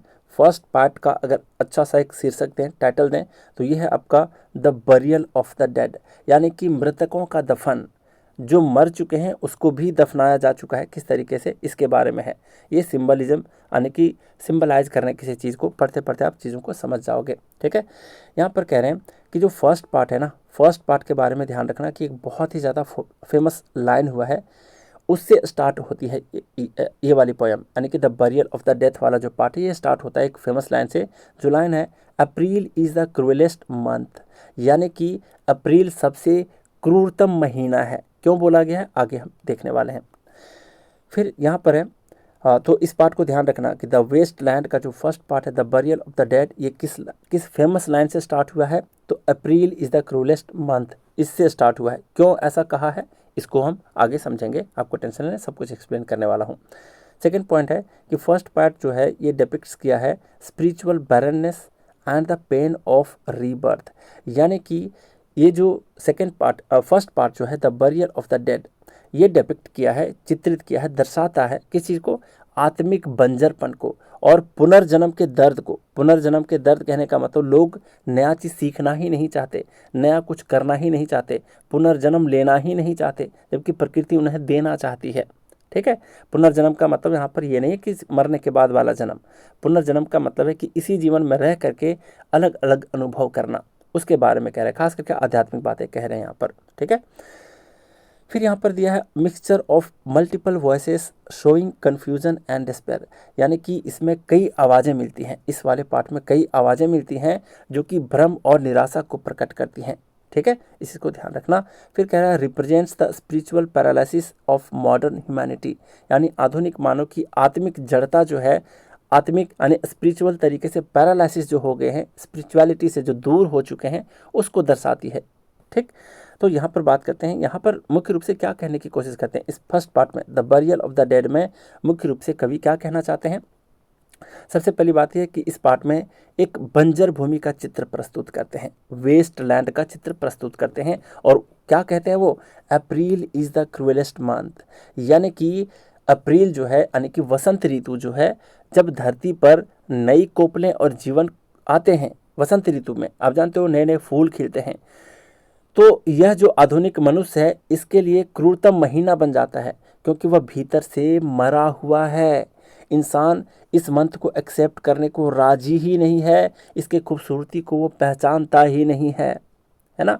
तो कवि यहाँ पर बताते हैं कि आज का मनुष्य जीवित हो करके भी आत्मिक रूप से मृत है, बस शारीरिक रूप से जीवित है, जीवन जीने के लिए जी रहा है, खाने के लिए जी रहा है, भोग विलास में जीने के लिए जी रहा है, आत्मिक रूप से बिल्कुल ही मृत हो चुका है। उसके भीतर विश्वास, आस्था और प्रेम बचे ही नहीं हैं, केवल आधे हैं, किसी की मेमोरी है बस, है ना, उसके साथ ऐसे पल बिताए थे, है ना, उसने धोखा दिया तो अंदर खालीपन रह गया, इन्हीं आदों के सहारे वो जी रहा है और आत्मिक रूप से बिल्कुल ही मृत हो चुका है। तो अगर ओवरऑल बात करें फर्स्ट पार्ट में the barrier of the dead में, तो कवि इस भाग में यह दिखाते हैं कि आधुनिक जीवन में आत्मा सूख चुकी है पूरी तरीके से, प्रकृति जीवन देना चाहती है ना, प्रकृति जीवन देना चाहती है, पर मनुष्य रीबर्थ से यानी पुनर्जन्म से डरता है, क्योंकि उसका हृदय जो है अब बंजर बन चुका है, नई चीज़ का अनुभव वो करना ही नहीं चाहता। बस इतना ही है the burial of the dead वाला पार्ट में, यानी फर्स्ट वाला पार्ट में यही चीज़ जो कवि हैं टी.एस. इलियट जो है वो समझाने की कोशिश करते हैं। बात करते हैं a game of chess, second part का नाम है अ गेम ऑफ चेस, यानी कि शतरंज का खेल। इसमें समझेंगे बहुत अच्छे तरीके से।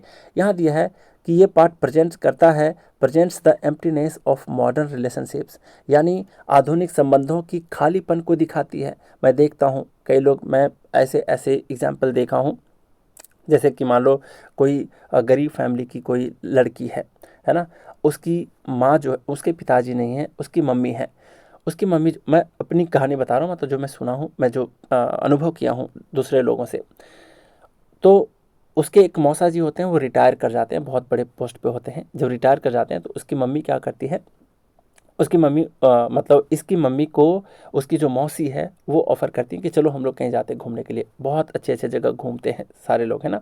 सारा खर्चा उठाते हैं क्योंकि इनके पिताजी नहीं घर में कमाने वाले नहीं हैं। वो उनकी मौसी सारा खर्च उठाती हैं, होटल में रहने का, घूमने का, सारा खर्चा वर्चा सब कुछ। लेकिन किसी छोटी सी बात को लेकर के 6 महीने के बाद वो बोलती है कि तुम्हारी मम्मी के पीछे हमने 25,000 रुपये खर्च किए थे, वो हमें चाहिए, है ना। इतना दिन से मांग नहीं रही थी लेकिन मुझे ज़रूरत है, मुझे चाहिए। मतलब समझ रहे हो किस तरीके से आधुनिक संबंध जो है वो खाली हो चुका है, बिल्कुल ही एम्प्टीनेस हो चुका है। मतलब लोग, इंसान इतने आत्मिक रूप से गिर चुके हैं कि आज के जो रिलेशनशिप है बिल्कुल ही मृत हो चुका है, उसमें कुछ जान बचा ही नहीं है। लोग इस हद तक भी गिर सकते हैं, समझ पा रहे हो। तो इसी चीज़ को यहाँ पर ये बता रहे हैं कि अ गेम ऑफ चेस वाला पार्ट, यानी सेकंड वाला पार्ट, ये जो द वेस्टलैंड का सेकंड पार्ट जो है जिसका नाम है अ गेम ऑफ चेस, ये प्रेजेंट करता है एम्प्टीनेस ऑफ मॉडर्न रिलेशनशिप, यानी आधुनिक संबंधों की खालीपन को दिखाती है ये वाला पार्ट। फिर यहाँ पर है title symbolizes lifeless mechanical existence, यानी ये जो शीर्षक है अ गेम ऑफ चेस, ये एक निर्जीव और यांत्रिक जीवन का प्रतीक है। मैकेनिकल एग्जिस्टेंस मतलब समझते हो, मशीनरी वाली दुनिया, मशीनों में लोग उलझे पड़े हैं, मशीन की तरह खुद बन भी गए हैं, रोबोट बन चुके हैं, है ना। और लाइफलेस हो चुके हैं, जीवन रहित हो चुके हैं, निर्जीव के समान हो चुके हैं। ठीक है। यहाँ पर है dialogue between husband and wife shows emotional sterility, यानी कि पति पत्नी के बीच का संवाद इसमें दिखाया गया है इस वाले पार्ट में अ गेम ऑफ चेस में। और यहाँ पर दिखाया गया है कि बिल्कुल ही भावनात्मक रूप से सूखेपन है, वहाँ पर इमोशनल स्टेरिलिटी है, सूख चुके हैं दोनों लोगों के बीच की भावना, है ना। इसी चीज़ को यहाँ पर ये दिखाता है। फिर urban materialism replaces love and spirituality, मतलब भौतिकतावाद जो है, शहरी भौतिकतावाद जो है वो बदल दिया है, रिप्लेस कर दिया है लव और स्पिरिचुअलिटी को, प्रेम और आध्यात्मिकता को बिल्कुल ही बदल करके रख दिया है क्या, अर्बन मटेरियलिज्म। मुझे लगता है कि मटेरियलिज्म के पीछे इंसान कम भाग रहा है, कंपटीशन करते हैं लोग, उसके पास ये है मेरे पास क्यों नहीं है, इसी चीज़ के पीछे भाग जाते हैं और लास्ट में दुख को ही प्राप्त होते हैं, है ना। मतलब कि आत्मिक सुख है, इस चीज़ से दूरी बना रहे हैं लोग। तो इसी चीज़ के बारे में यहाँ पर बताया गया है। ओवरऑल अगर बात करें तो इस वाले सेक्शन में, यानी इस वाले पार्ट में, कवि क्या करते हैं, आधुनिक समाज की भावनात्मक मृत अवस्था का चित्रण करते हैं। और इसमें क्या करते हैं, एक विलासी स्त्री को भी दिखाते हैं जो सुंदर और सजी धजी है, पर भीतर से बिल्कुल ही खाली है, ऊपर से पूरा मेकअप का दुकान बनी पड़ी है, समझ पा रहे हो। और वो अपने पति से बात करती है, इसमें ही संवाद दिखाया गया सेकेंड पार्ट में ही, कि वो अपने पति से बात करती है, पर दोनों के बीच कोई आत्मीयता है ही नहीं, आत्मिक संबंध है ही नहीं। तो कवि बताते हैं कि इनका जीवन एक शतरंज के खेल के जैसा है, एक गेम ऑफ चेस के समान हो गया है, जहाँ चालें तो वो चलती हैं, पर कोई सच्चा संबंध या फिर प्रेम है ही नहीं। तो बाद में कवि दो स्त्रियों का वार्तालाप भी यहाँ पर दिखाते हैं, जो अपने टूटे रिश्तों और रोज़मर्रा की उथल पुथल वाली ज़िंदगी में उलझी पड़ी हैं, उसको दिखाते हैं। तो ये जो है, ये वाला जो पार्ट है, ये किस चीज़ का प्रतीक है, ये आधुनिक जीवन की निरस्ता और नैतिक पतन का प्रतीक है ना। कवि यहाँ पर कहना चाहते हैं कि आधुनिक युग में प्रेम, विवाह और संबंध केवल एक फॉर्मेलिटी बन गए हैं। मानव संबंध अब आत्मीय है ही नहीं, बल्कि आंतरिक हो चुके हैं, मैकेनिकल हो चुके हैं, बिल्कुल ही मशीन के समान हो चुके हैं। ठीक है। तो इसी सेक्शन में इन सारी बातों का जिक्र है। बस सिंबोलिज्म को ध्यान रखना कि किस चीज़ के लिए क्या सिंबलाइज करने की कोशिश कर रहे हैं। ठीक है। फिर यहाँ पर है थर्ड पार्ट है the fire sermon. Fire sermon कौन दिए थे, तो वो दिए थे भगवान बुद्ध। तो यहाँ पर कहने का मतलब है अग्नि उपदेश। क्या अग्नि उपदेश है, समझते हैं। Influenced by Buddha sermon against passion and lust, यानी ये जो पार्ट है, ये भगवान बुद्ध के वासना विरोधी उपदेश जो है ना, उससे प्रेरित होकर के ये लिखे हैं। अब अगर आप आगे चलोगे तो आपको पता चलेगा कि द वेस्टलैंड जो है, इस पोएम को लिखे हैं वो हिंदुइज्म से लेकर के, वहाँ पर ओम शांति जैसे करते हैं ना, वैसे शांति शांति शांति ऐसे करके वो लिखे भी हैं पोएम में।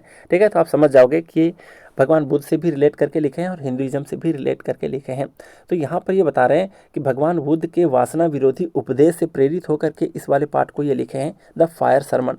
फायर सरमन में होता क्या है, यहाँ पर है पैशन एंड लस्ट, समझ पा रहे हो। यानी पैशन है और जो लस्ट है ना, जो विलासिता का जीवन है, उसके एकदम आगे की तरह है वो, उससे कैसे बचना है, कैसे नहीं बचना है, कैसे ये सारे लस्ट और पैशन लोगों को जला करके रख दिया है, उसके बारे में यहाँ पर कवि बताते हैं। यहाँ पर है Thames river symbolises moral and physical pollution. तो ये आपको पूछ भी देगा कि द फायर सरमन में जो पार्ट है द वेस्टलैंड का, इसमें जो टेम्स रिवर है ये किस चीज़ को सिंबलाइज करती है? तो ये मोरल एंड फिजिकल पॉल्यूशन को सिंबलाइज करती है। कैसे करती है ये मैं आपको बताऊंगा, है ना। मतलब नैतिक और शारीरिक प्रदूषण का प्रतीक है। कैसे है आगे समझेंगे।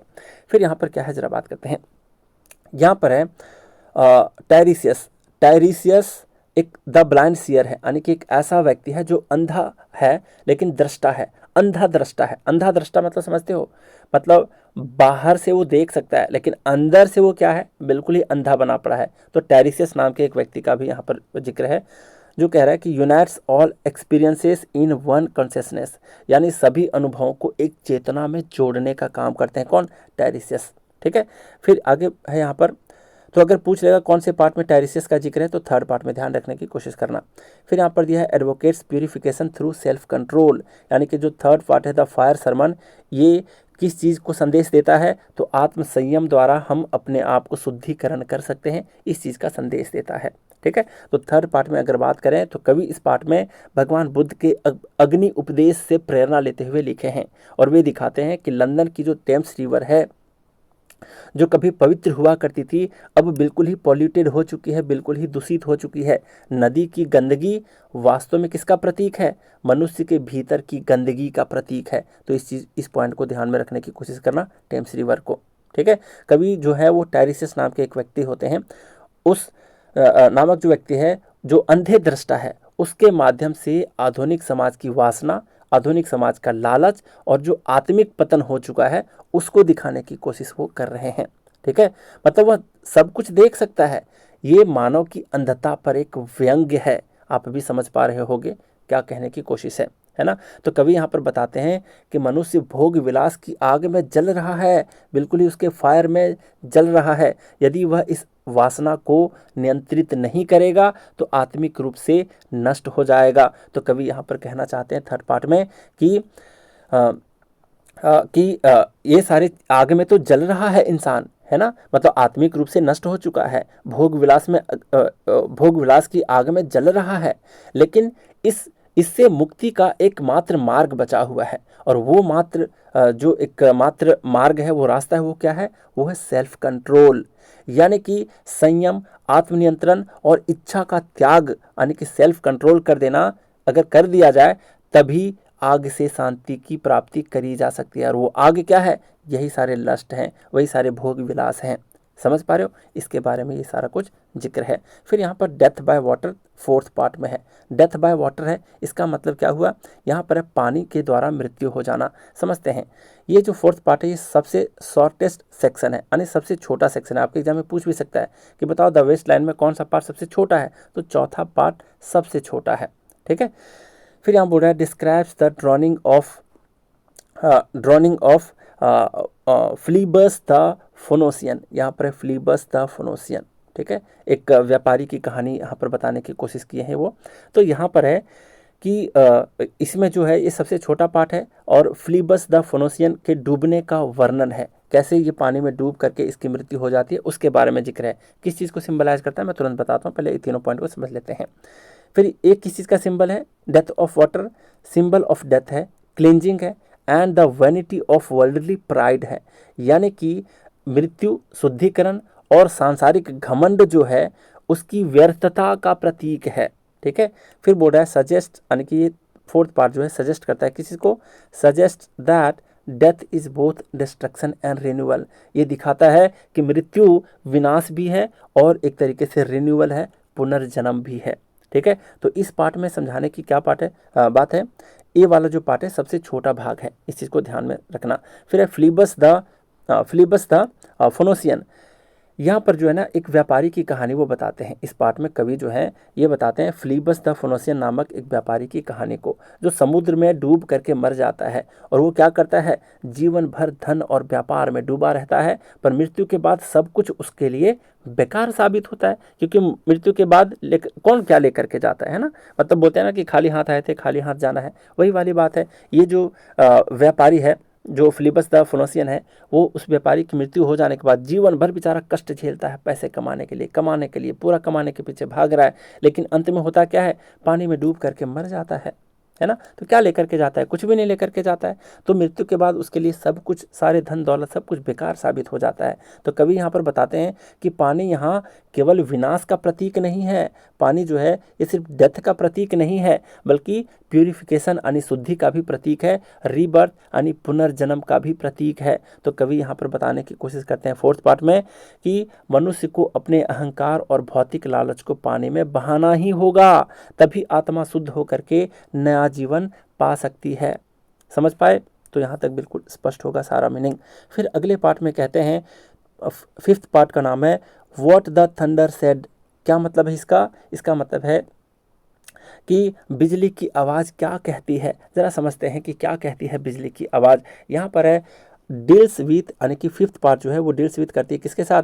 Spiritual resurrection, resurrection and hope of salvation. क्या मतलब हुआ इसका कि ये जो फिफ्थ पार्ट है ये आत्मिक पुनर्जन्म और मुक्ति की आशा से संबंधित है। इतने दूर तक तो बताया था कि सबकी आत्मा मर चुकी है, भोग विलास की आग में जल रही है सबकी आत्मा, सब कोई नैतिकता और आध्यात्मिक तरीके से भ्रष्ट हो चुका है। लेकिन ये लास्ट पार्ट क्या किस चीज़ को कह रहा है कि मुक्ति की आशा अभी भी बाकी है, उसका सलूशन बताएंगे। इधर तो बता दिए लोगों के कारण, इधर बता रहे हैं सॉल्यूशन कि इससे निकलने का, बचने का क्या कारण है। मैं भी आपको पर्सनली सजेस्ट करना चाहूँगा कि योग और साधना की ओर आपको मुड़ना चाहिए। स्टडी करते हो, स्टूडेंट हो, बहुत अच्छी बात है। जीवन में दुख की कमी कभी नहीं होगी, लेकिन मेरी बात मानो, एक आध घंटे के लिए अपने लिए समय निकालो, अपनी आत्मा से वार्तालाप करो। कोई गुरु अगर अच्छा सा मिल जाता है तो बहुत अच्छी बात है, उनसे मेडिटेशन सीखो। अदरवाइज कोई नहीं मिलता तो यूट्यूब से सीखने की कोशिश करो। मैं देखा हूँ, अगर आप पढ़ोगे ना द ऑटोबायोग्राफी ऑफ योगी, एक बुक है ना, योगदा सत्संग केंद्र है हमारे यहाँ, उनका आश्रम भी है। मतलब इंडिया में सबसे पहला आश्रम यही था, रांची में, अभी भी है, जो अंग्रेज लोग बना करके दिए थे। उनके कई सारे अंग्रेज फॉलोवर भी थे, बड़े बड़े अधिकारी भी थे। तो कहने का मतलब उस बुक को जब मैं पढ़ा तो पता चला कि जिसको एक गुरु की लालसा होती है ना, बहुत तीव्र इच्छा होती है ना, उसको गुरु खुद ढूंढ लेते हैं, उसको कहीं ढूंढने की आवश्यकता नहीं पड़ती गुरु की। इसलिए मैं कहता हूँ कि अगर आपकी अंदर तीव्र इच्छा होगी ना तो वो गुरु आपको मिल ही जाएगा। आप खुद से प्रैक्टिस करने की कोशिश करो, यूट्यूब के माध्यम से ही मेडिटेशन सीखो, लेकिन डेली बेसिस पर किया करो, ठीक है। योग किया करो। योगा करने से क्या होता है ना कि जैसे इसको मैं दो क्रम में समझता हूँ कि जो लोग मेडिटेशन पहले योगा करके करते हैं उसका मेडिटेशन बहुत जल्दी सध जाता है। जो भी कुछ लाइट दिखता है, जो भी आवाज़ सुनाई देती है, चाहे कुछ सेकंड के लिए, कुछ मिनट के लिए लोग जो खो सा जाते हैं, बिल्कुल शून्य में चले जाते हैं, वो तभी हो पाता है, जल्दी से हो पाता है जब वो योगा करके मेडिटेशन कर रहे होते हैं। मेरा पर्सनल एक्सपीरियंस भी है ये सारी बातें, ठीक है। तो आपको भी करने चाहिए। चलिए, ये सब ज्ञान तो बात की बात है, पहले समझते हैं यहाँ पर कि अभी भी आशा का एक रास्ता बचा हुआ है ना। वो कौन सा रास्ता है जरा देखते हैं। यहाँ पर इस पार्ट को आप समझ गए, ठीक है। अभी भी होप है साल्वेशन का, यानी कि मुक्ति का अभी भी आशा है, और इस पार्ट में उसी का जिक्र ये किए हैं। यहाँ पर बोल रहा है कंबाइंस, यानी फिफ्थ पार्ट कह रहा है कि combines Christian and Hindu imagery. इसमें क्रिश्चियनिटी यानी वो खुद क्रिश्चियन थे और हिंदू के इमेजरी का भी यहाँ पर प्रयोग किए हैं, यानी कि हिंदू धर्म और ईसाई धर्म दोनों को जोड़ते हुए प्रतीकात्मक छवियाँ जोड़ने की कोशिश किए हैं, ठीक है। फिर यहाँ पर बोल रहे हैं द थंडर अटर्स डा, है ना, थंडर अटर्स डा, डा डा, समझ रहे हो? ऐसे डा मतलब थंडर की आवाज़ यहाँ पर बताने की कोशिश है कि बिजली की जो आवाज़ है ना, ये जो आवाज़ है ये कहाँ से लिए हैं? फ्रॉम बृहदारण्यक का उपनिषद। टोटल उपनिषद 108 हैं, उसमें से हमारे उपनिषद से लिए हैं, जिसका नाम है, पेन गिर गया, जरा उठाने दो मुझे, ठीक है। तो एक बृहद अरण्यक है। अगर इस शब्द पे जाओगे तो इसका अलग मीनिंग हो जाता है बृहद अरण्यक का, है ना। बृहद का मतलब होता है बड़ा, अरण्यक का मतलब होता है जंगल वाला, है ना, जंगल का उपनिषद। तो बड़ा सा जंगल का उपनिषद मतलब एक नाम है बृहद अरण्यक उपनिषद, ठीक है। तो उससे लिया है ये शब्द को कि बिजली की आवाज़ जो है, ढाज की जो आवाज़ आती है, ये कहाँ से ली गई है? बृहद अरण्यक उपनिषद से ली गई है। और ये जो डा वाला जो आवाज़ है ना, ये वाली आवाज़ किस चीज़ को इंगित कर रहा है? तीन डा को बोल रहा है, यानी कि बृहद अरण्यका से जो डा शब्द निकला है, ये शब्द तीन चीज़ को सिंबलाइज कर रहा है। पहला है दाता, दाता मतलब गिव, गिव का मतलब क्या? दो भैया, दान करो, किसी को दो, हमेशा लेने के फिराक में मत रहो, है ना। फिर यहाँ पर दयाध्वम, दयाध्वम का मतलब है सिंपैथाइज करना, यानी कि दयालु बनो, सहानुभूति दिखाओ, दया दृष्टि रखो अपने आत्मा में, है ना। वरना उस मानवता, अगर आपके अंदर मानवता है ही नहीं तो कैसा मानव हो। जैसे लोगों को क्या लगता है ना, उसको पैसे दिखते हैं, मैंने सर को इतना पैसे दे दिया है तो सर मरे कटे जले कुछ भी हो जाए, सर को हमारे लिए डेली वीडियो बनाने ही चाहिए। भैया मेरी भी तबीयत खराब होती है, बात समझ पा रहे हो। तो मैं भी इंसान हूँ, मैं भी अपने तरीके से बेस्ट दे रहा हूँ और बहुत ज़्यादा मेहनत कर रहा हूँ, तो आपको भी आत्मीयता रखनी ही चाहिए, मानवता रखना ही चाहिए, ठीक है। ऐसा नहीं कि पैसे दे दिए हैं तो बहुत कुछ कर दिए हैं, है ना। कई लोग ऐसे शो ऑफ करते हैं, मतलब दिखाते हैं कि भैया मैंने पैसा दिया है सर, क्यों नहीं करोगे, मतलब ऐसे एटीट्यूड रखते हैं। क्या सीखोगे आप फिर? अगर आप किताबी कीड़ा बन करके ही रहना चाहते हो और जीवन में कुछ नैतिकता नहीं सीख पाते, कुछ आत्मीयता नहीं सीख पाते, तो फिर कोई फ़ायदा नहीं है ये सारी किताबी कीड़ा बनने का, ठीक है। तीसरा दा का मतलब क्या है, यहाँ पर है दाम्यता। दाम्यत का मतलब होता है कंट्रोल करना, संयम रखना। तो ये 3 दा का यहाँ पर जिक्र है। फिर है कि ये जो फिफ्थ पार्ट है, ends with Shanti Shanti Shanti. Meaning क्या है इसका? पीस दैट पासेथ अंडरस्टैंडिंग, यानी कि जिसका अर्थ है ऐसी शांति जो समझ से परे है, पासेथ अंडरस्टैंडिंग, ठीक है। पासेथ ये ओल्ड अंग्रेजी का है, तो यहाँ पर समझ गए। अब इसको मैं डिटेल में बता देता हूँ एक बार कि कवि यहाँ पर क्या कहने की कोशिश कर रहे हैं। एक सूखी भूमि का दृश्य दिखाते हैं, यानी कि वेस्ट लैंड को दिखाते हैं, जहाँ लोग पानी के लिए तड़प रहे हैं। इस पार्ट में देखोगे तो वहाँ पता चलेगा कि लोग पानी के लिए तड़प रहे हैं। तो यहाँ ये जो प्रतीक है वो किसका प्रतीक है? उस आत्मा का जो ईश्वर से दूर होकर प्यास से तड़प रही है। जैसे सुने होगे ना, काफ़ी फेमस लाइन है कि पानी में मीन प्यासी, है ना। एक भजन भी है शायद कबीरदास का या किनका, पानी में मीन प्यासी, यानी कि पानी में रहते हुए भी मछली जो है वो प्यासी है। ये कैसी तड़प है भैया, है ना। तो यहाँ पर उस आत्मा का जो ईश्वर से दूर हो गया है वो प्यास के मारे तड़प रहा है, यानी कि ईश्वर की खोज में तड़प रहा है, उसका जिक्र है यहाँ पर। फिर आकाश से जब वो तड़प रहा होता है तो आकाश से बिजली की गूंज सुनाई देती है। वो कैसा? डा डा डा, 3 बार डा सुनाई देती है। फर्स्ट डा का मतलब है दाता यानी गिव, यानी कि दाता बनो, दान करो, स्वार्थ को त्यागो और दूसरों के लिए सोचो थोड़ा सा। फिर है दयाध्वम, दयाध्वम का मतलब सिंपैथाइज, यानी कि थोड़ा दयालु बनो, दूसरों के दुख को भी समझो, दूसरों के दुख में उसका आलिंगन करो, समझ पा रहे हो, गले लग करके देखो दूसरों का।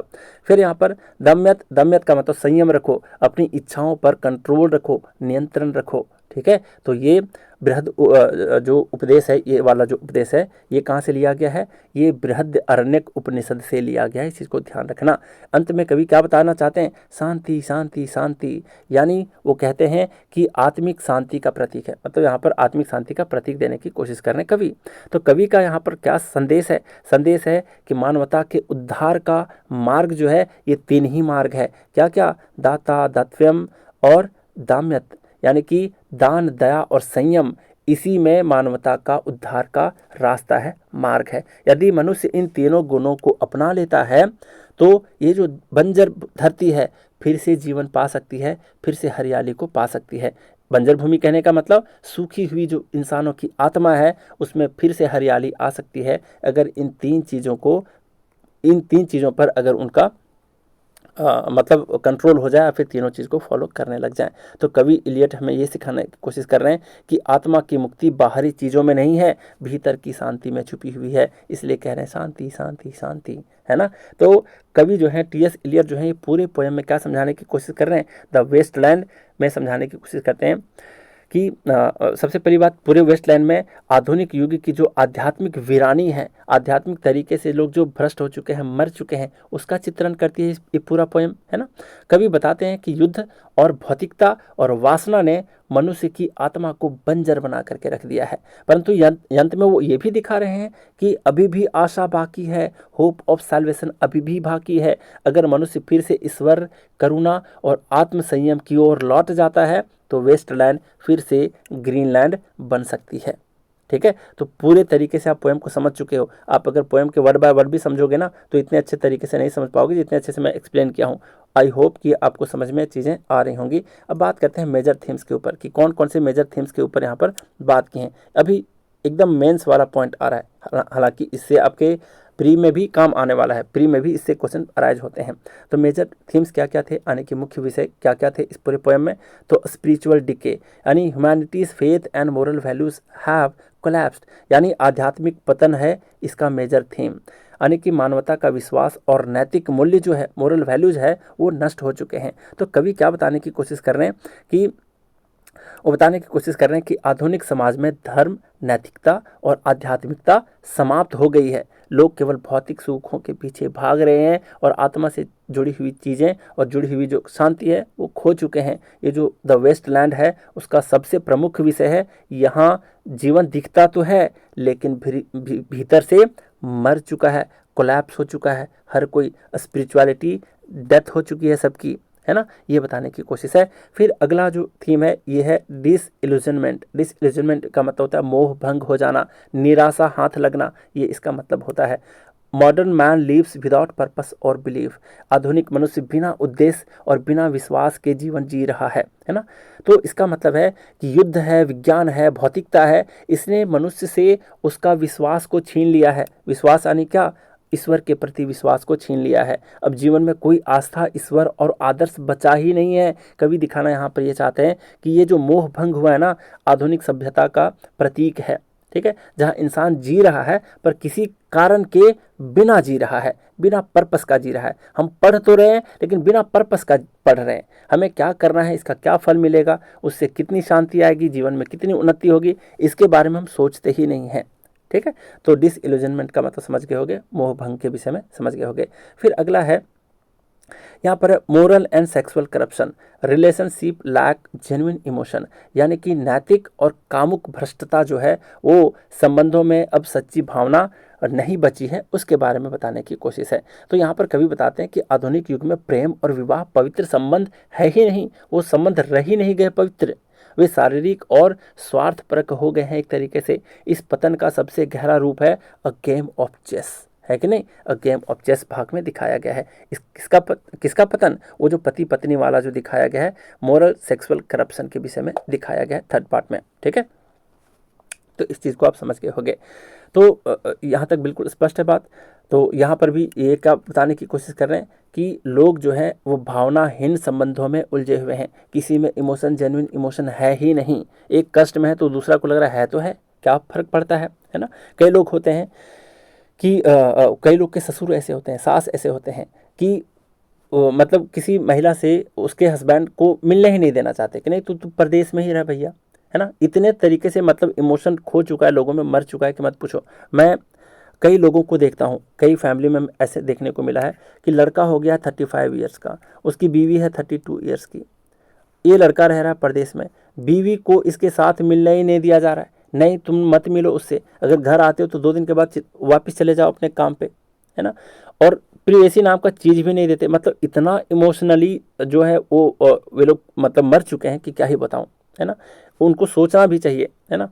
ये मैं सच्ची घटना पे आधारित बता रहा हूँ आपको। खैर ये सब बात की बात है, ये पॉइंट को समझना ज़्यादा ज़रूरी है। यहाँ पर नेक्स्ट पॉइंट बोर्ड है कि इसका मेजर थीम क्या है, search for redemption. Search for redemption का मतलब है मुक्ति की खोज। रिडेम्पशन नाम की एक मूवी भी है, देखो कि नहीं, जेल से भागने वाली कहानी, बहुत इंटरेस्टिंग है। बहुत पहले देखा था, मतलब मुझे लगता है 2008-9 में देखा था।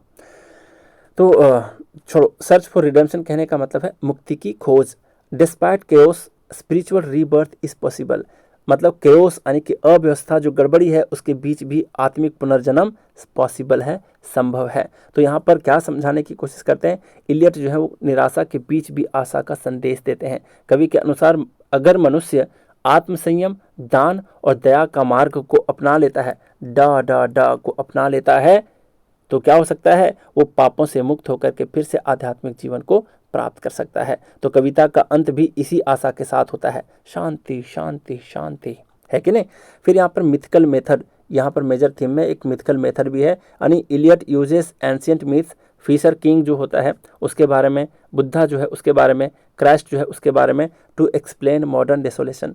यानी कि यहाँ पर मिथिकल मेथड का भी इस्तेमाल किया, यानी कि मिथोलॉजी का भी यहाँ पर इस्तेमाल किए हैं। मिथोलॉजी से भी कई सारे ऐसे जो कैरेक्टर्स हैं उसको भी लिए हैं। जैसे इलियट प्राचीन जो मिथ्स हैं उससे लिए हैं, है ना। जैसे फिशर किंग हो गया, यहाँ पर भगवान बुद्ध हो गए, क्राइस्ट हो गए, उसके माध्यम से आधुनिक वीरानी को समझाते हैं, है ना। मतलब कवि पुराने धार्मिक और पौराणिक प्रतीकों का प्रतीक करके क्या समझाने की कोशिश करते हैं, ताकि वर्तमान युग की जो निरस्ता है और जो पतन है ना, उसको थोड़ा सा कोई एक अर्थ मिल सके, है ना। और वो इसमें दिखाते हैं कि जिस तरह से फिशर किंग बीमार होकर भूमि को बंजर बना देता है, वैसे ही आधुनिक मनुष्य की आत्मा बीमार है, इसलिए उसका संसार वेस्टलैंड बन गया है। ठीक है, फिर बात करते हैं यहाँ पर contrast of waste and water.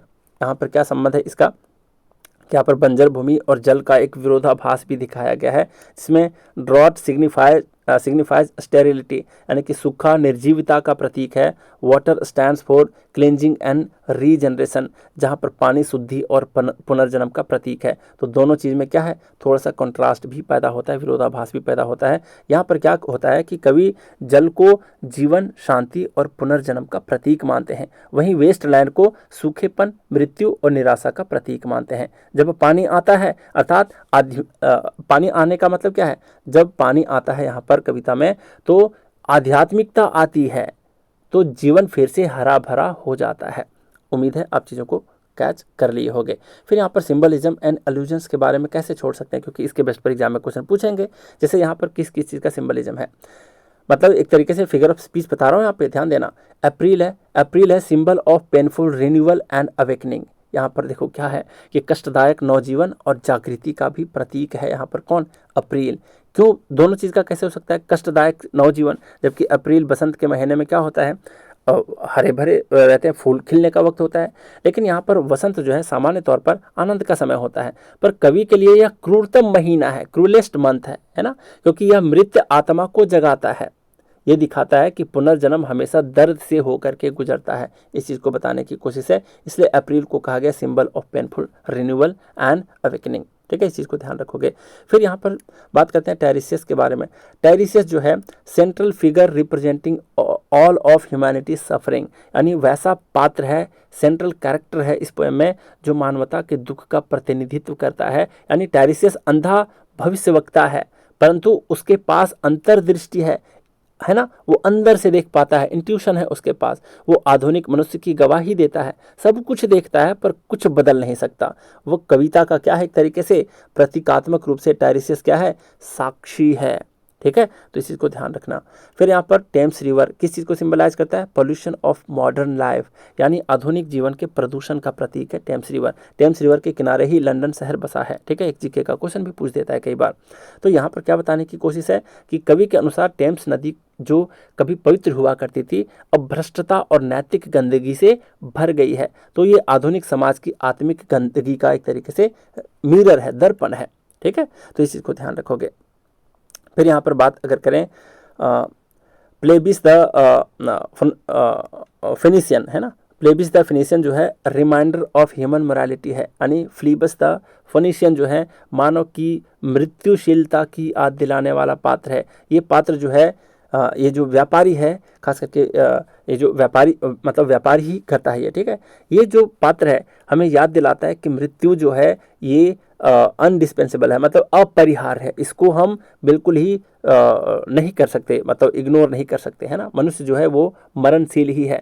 संसार के धन और जो गौरव है सब का सब नश्वर है, जितना भी ये व्यापारी कमाता है सब का सब नश्वर है। इस चीज़ का प्रतीक है ये, समझ गए।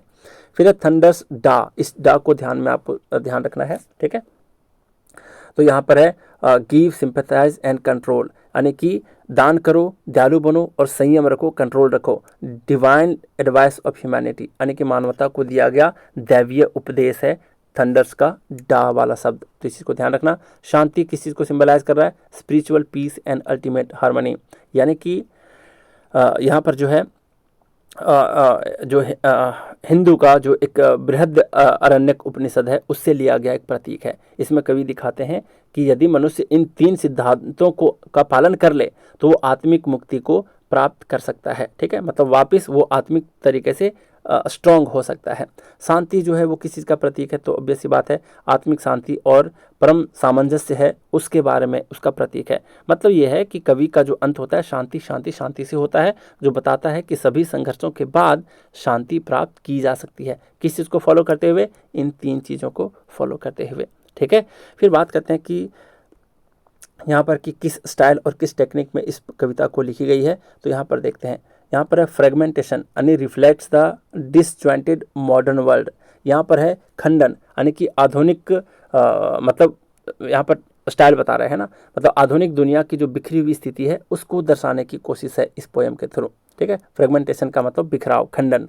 तो यहाँ पर कविता में कोई सीधा क्रम नहीं है, मतलब टुकड़ों में लिखी गई। देखो तो पांच पार्ट में इसको लिखी गई है, जो आधुनिक जीवन की अव्यवस्था को भी दर्शाता है, फ्रेगमेंटेशन को भी दिखाता है। ठीक है, फिर है मल्टीपल वॉइसेस, यानी blend of past and present narrations, यानी कि अनेक आवाज़ें हैं इसमें, अतीत और वर्तमान के जो एक मिक्स नरेशंस हैं, कहानियां हैं, उसको बता रहा है। तो इलियट ने कई पात्रों और आवाज़ों को एक साथ प्रयोग किया हुआ है इसमें, जिससे आधुनिक जीवन की विविधता और भ्रम झलकता है।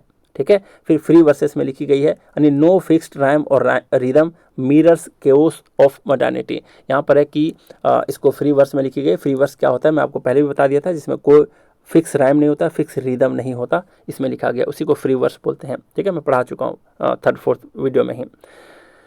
फिर यहाँ पर एक मिरर्स केओस ऑफ मॉडर्निटी कहने का मतलब है आधुनिकता की जो अव्यवस्था है उसका प्रतीक है ये। ठीक है, जिसमें कोई तुक नहीं है, लय नहीं है।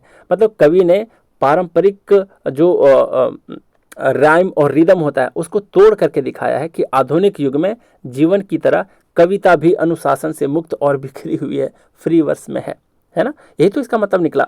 फिर अलूजन्स, अलूजन्स में आप देखोगे कि किस किस चीज़ का संकेत दिया हुआ है। तो रेफरेंसेस फ्रॉम बाइबल, यानी कि बाइबल से भी रेफरेंस लिया गया है, इसलिए अलूजन है यहाँ पर।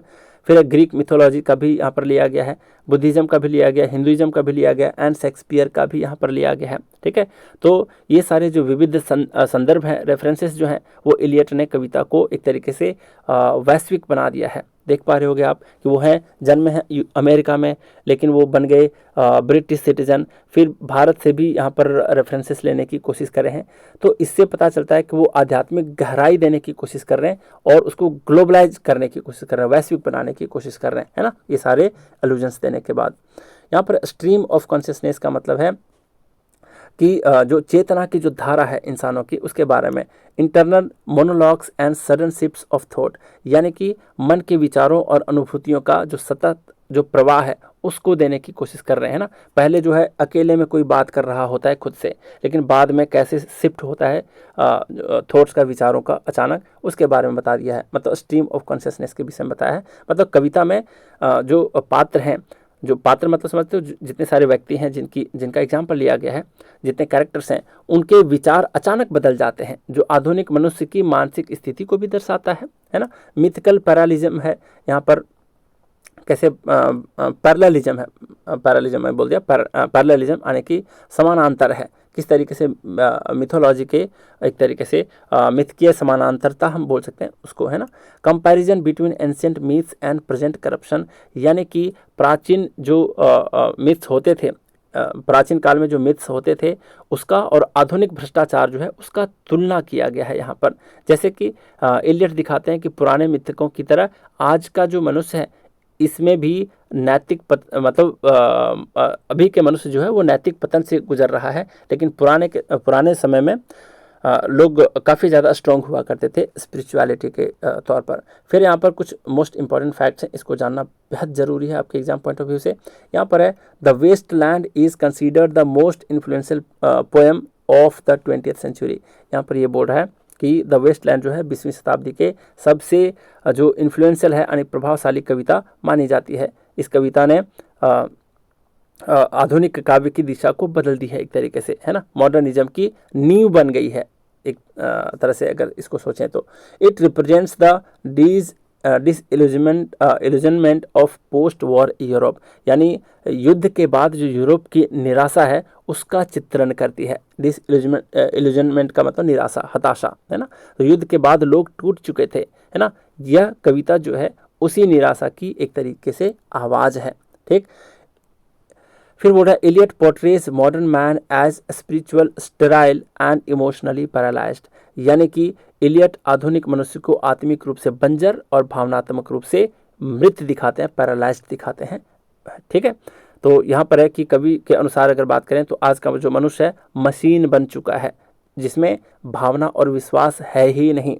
फिर कह रहा है despite despair it offers hope of solvation through discipline and tradition, निराशा के बावजूद ये अनुशासन और परंपरा के माध्यम से मुक्ति की आशा देता है। कवि का संदेश है कि संयम, दान और दया से क्या कर सकते हैं, हम जीवन में शांति लौटा सकते हैं। फिर आगे क्या कह रहा है, द एंडिंग शांति जो है, ये शब्द जो है indicates peace through divine realisation, यानी कि कवि जो है ये बताना चाहते हैं कि सच्ची शांति बाहरी नहीं है, आत्मा के भीतर है। फिर अगला बोल रहा है क्या, टेक्निक ऑफ जुक्स्टापोजिशन, यानी कि जुक्स्टापोजिशन में पढ़ा चुका हूँ, है ना। जुक्स्टापोजिशन तकनीक के माध्यम से ये क्या करते हैं, sudden shifts between scenes, speakers and cultures. फिर कह रहे हैं ये सारे सिंबलाइज कर रहे हैं किसी को, fragmentation of the modern world, यानी कि जुक्स्टापोजिशन तकनीक के माध्यम से ये कई सारे सीन को, यानी कि जो सीन्स होते हैं, है ना, उसके बीच शिफ्ट करते हैं। आवाज़ और कई प्रकार की आवाज़ों को दिखाया गया है। संस्कृतियों में जो अचानक परिवर्तन हुआ है पोएम में, उसको दिखाने का पर्पस है कि आधुनिक दुनिया के बिखराव जो है उसका प्रतीक है ये सारा जुक्स्टापोजिशन, है ना। इसमें कविता में दृश्य जो है वक्ता जो बार बार बदल जाता है, जिससे आधुनिक जीवन की एक तरीके से बिखराव को उसको इंडिकेट कर रही है ना। फिर आगे बढ़ते हैं। यहाँ पर क्रिटिकल व्यूज़, क्रिटिकल व्यूज़ कहने का मतलब है इस पोएम को लेकर के कौन कौन से लोग क्या बोले हैं, इसके बारे में ज़रा देखते हैं। तो यहाँ पर F.R. लिविस जो है, इसने क्या कहा है, a poem symbolic of modern disintegration, ये जो कविता है आधुनिक युग के डिसइंटीग्रेशन यानी टूटने का, विघटन का प्रतीक है। किसने कहा ये सेंटेंस को, द वेस्टलैंड पोएम के प्रति F.R. लिविस नाम के व्यक्ति ने कहा है। फिर क्लिंथ ब्रुक्स ने क्या कहा है, a poem of paradox, chaos leading to order. यहाँ पर कह रहे हैं ये क्या, यहाँ पर कह रहे हैं कि ये विरोधाभासों की कविता है, अव्यवस्था से व्यवस्था की ओर की एक यात्रा है। इस लाइन को किसने कहा, क्लिंथ ब्रुक्स ने कहा। जिसका मतलब क्या हुआ, इसका मतलब है कि कविता निराशा में भी आशा को खोजती है ना। एजरा पाउंड क्या कहते हैं, जिनको ये डेडिकेट करते हुए ये लिखे हैं, ये कह रहे हैं हेल्प एडिट एंड, मतलब ये कुछ कहे नहीं है, मतलब ये हेल्प किए हैं, एक किसी को हेल्प किए हैं पोएम को लिखने में, एडिट करने में, and shape the final version, यानी कि एजरा पाउंड जो हैं इस कविता के अंतिम रूप को क्या करते हैं, एक तरीके से फाइनलाइज भी करते हैं, परिष्कृत भी करते हैं, शुद्ध भी करते हैं, एडिट भी करते हैं, उसमें सहायता करते हैं पोएट को। फिर है मैथ्यू अर्नोल्ड्स इन्फ्लुएंस, है ना। यहाँ पर देखा जा सकता है कि seen in Eliot's moral seriousness, यानी कि इलियट की जो नैतिक गंभीरता है ना, इसमें किस चीज़ को दिखाई देता है, मैथ्यू अर्नोल्ड जो मैं पिछला पोएट को पढ़ाया हूँ इसका भी प्रभाव देखने को हमें मिलता है। दोनों को रिलेट कर सकते हो सकता है आपके एग्जाम में एक क्वेश्चन पूछते इस तरीके से मेंस में कि बताइए मैथ्यू अर्नोल्ड का इस संसार को देखने का एक जो नज़रिया था, दृष्टिकोण था, और इलियट के जो देखने का दृष्टिकोण है, दोनों में क्या समानता है, इस चीज़ पर थोड़ा सा विवेचना करिए, इस पर कुछ प्रकाश डालिए, तो उस पर आपको लिखने को कह सकता है आपका एग्जाम। ठीक है, तो इस चीज़ को ध्यान रखने की कोशिश करना, और गहराई से नहीं पढ़ोगे तो लिख नहीं पाओगे, है ना। इतना टफ तो नहीं पूछेगा, जहाँ तक लगता है यूपीएससी में ही पूछ सकता है, लेकिन अगर इन केस अगर पूछ दे तो पोएम को अच्छे से पढ़े रहोगे, दोनों के, मैथ्यू अर्नोल्ड्स के और इलियट के, तो आसानी से आप एक्सप्लेन कर पाओगे। फिर यहाँ पर एक बहुत ही बेहतरीन लाइन है, क्या कह रहा है यहाँ पर कि the waste land is not a poem of despair but of purification and possible renewal, यानी द वेस्ट लैंड जो कविता है निराशा की नहीं बल्कि शुद्धिकरण और संभावित पुनर्जन्म की कविता है। तो इलियट की ये जो कविता बताती है कि विनाश के बाद भी पुनरुत्थान कह सकते हैं, पुनर्जीवन हर बार नहीं कहेंगे, पुनरुत्थान कह सकते हैं, पुनरुत्थान संभव है अगर मनुष्य आत्मा की ओर लौटे तो वेस्टलैंड फिर से ग्रीनलैंड बन सकती है। ठीक है, यहीं पर पूरी कविता समाप्त हो जाती है। एक भी पॉइंट को नहीं छोड़ा हूँ, कई पॉइंट्स तो आपके रिपीटेड भी हैं, है ना, थीम्स में देखे, जो भी मैं एक्सप्लेन किया वहाँ पर देखे। तो इस तरीके से अगर कविता को पढ़ोगे तो बहुत अच्छे तरीके से आप एग्जाम में कर पाओगे। तो चलिए, जितना कुछ भी सिखाना था इस वीडियो को लाइक करना, बहुत ज़्यादा मेहनत से बना पाया हूँ इस वीडियो को, काफ़ी मेहनत लगता है, ये सारे जो कंटेंट देख रहे हो ना, इतना आसान नहीं होता बनाना इसको। ठीक है, एक्सप्लेन करने में कितना एनर्जी लगती है तो आप देख ही पा रहे होगे। और अभी रात के बजे हैं 2:13, तो मैं 14 मिनट होने देता हूं, उसके बाद मैं वीडियो को रैप अप करता हूं। तो यहाँ पर आप समझ गए। सबसे पहली बात, आपको मैं एक टास्क देता हूँ, आपको बताना है टी.एस. इलियट का फुल फॉर्म, आपको कमेंट में मुझे बताना है। देखते हैं कि टी.एस. इलियट के फुल फॉर्म कहने का मतलब इनका पूरा नाम किसको किसको याद है। अगर पूरा नाम ही नहीं याद रख पाओगे तो जो मैं स्टर्न करके मैं एक जो ट्रिक बताया हूँ वो कैसे याद रख पाओगे, है ना। तो आपको कमेंट करके बताना है कि टी.एस. इलियट का पूरा नाम, है क्या। द वेस्ट लैंड को भी समझा दिया, इनकी जीवनी को भी समझा दिया, इनसे रिलेटेड जितने सारे वर्क्स थे सबको ट्रिक के माध्यम से याद करवा दिया। टेस्ट लिखने के लिए आप लोग तैयार हो सकते हो। तो चलिए, जितना कुछ सिखाना था इस वीडियो में सिखा दिया, तो आज का क्लास यहीं रैप अप करते हैं। Thank you very much.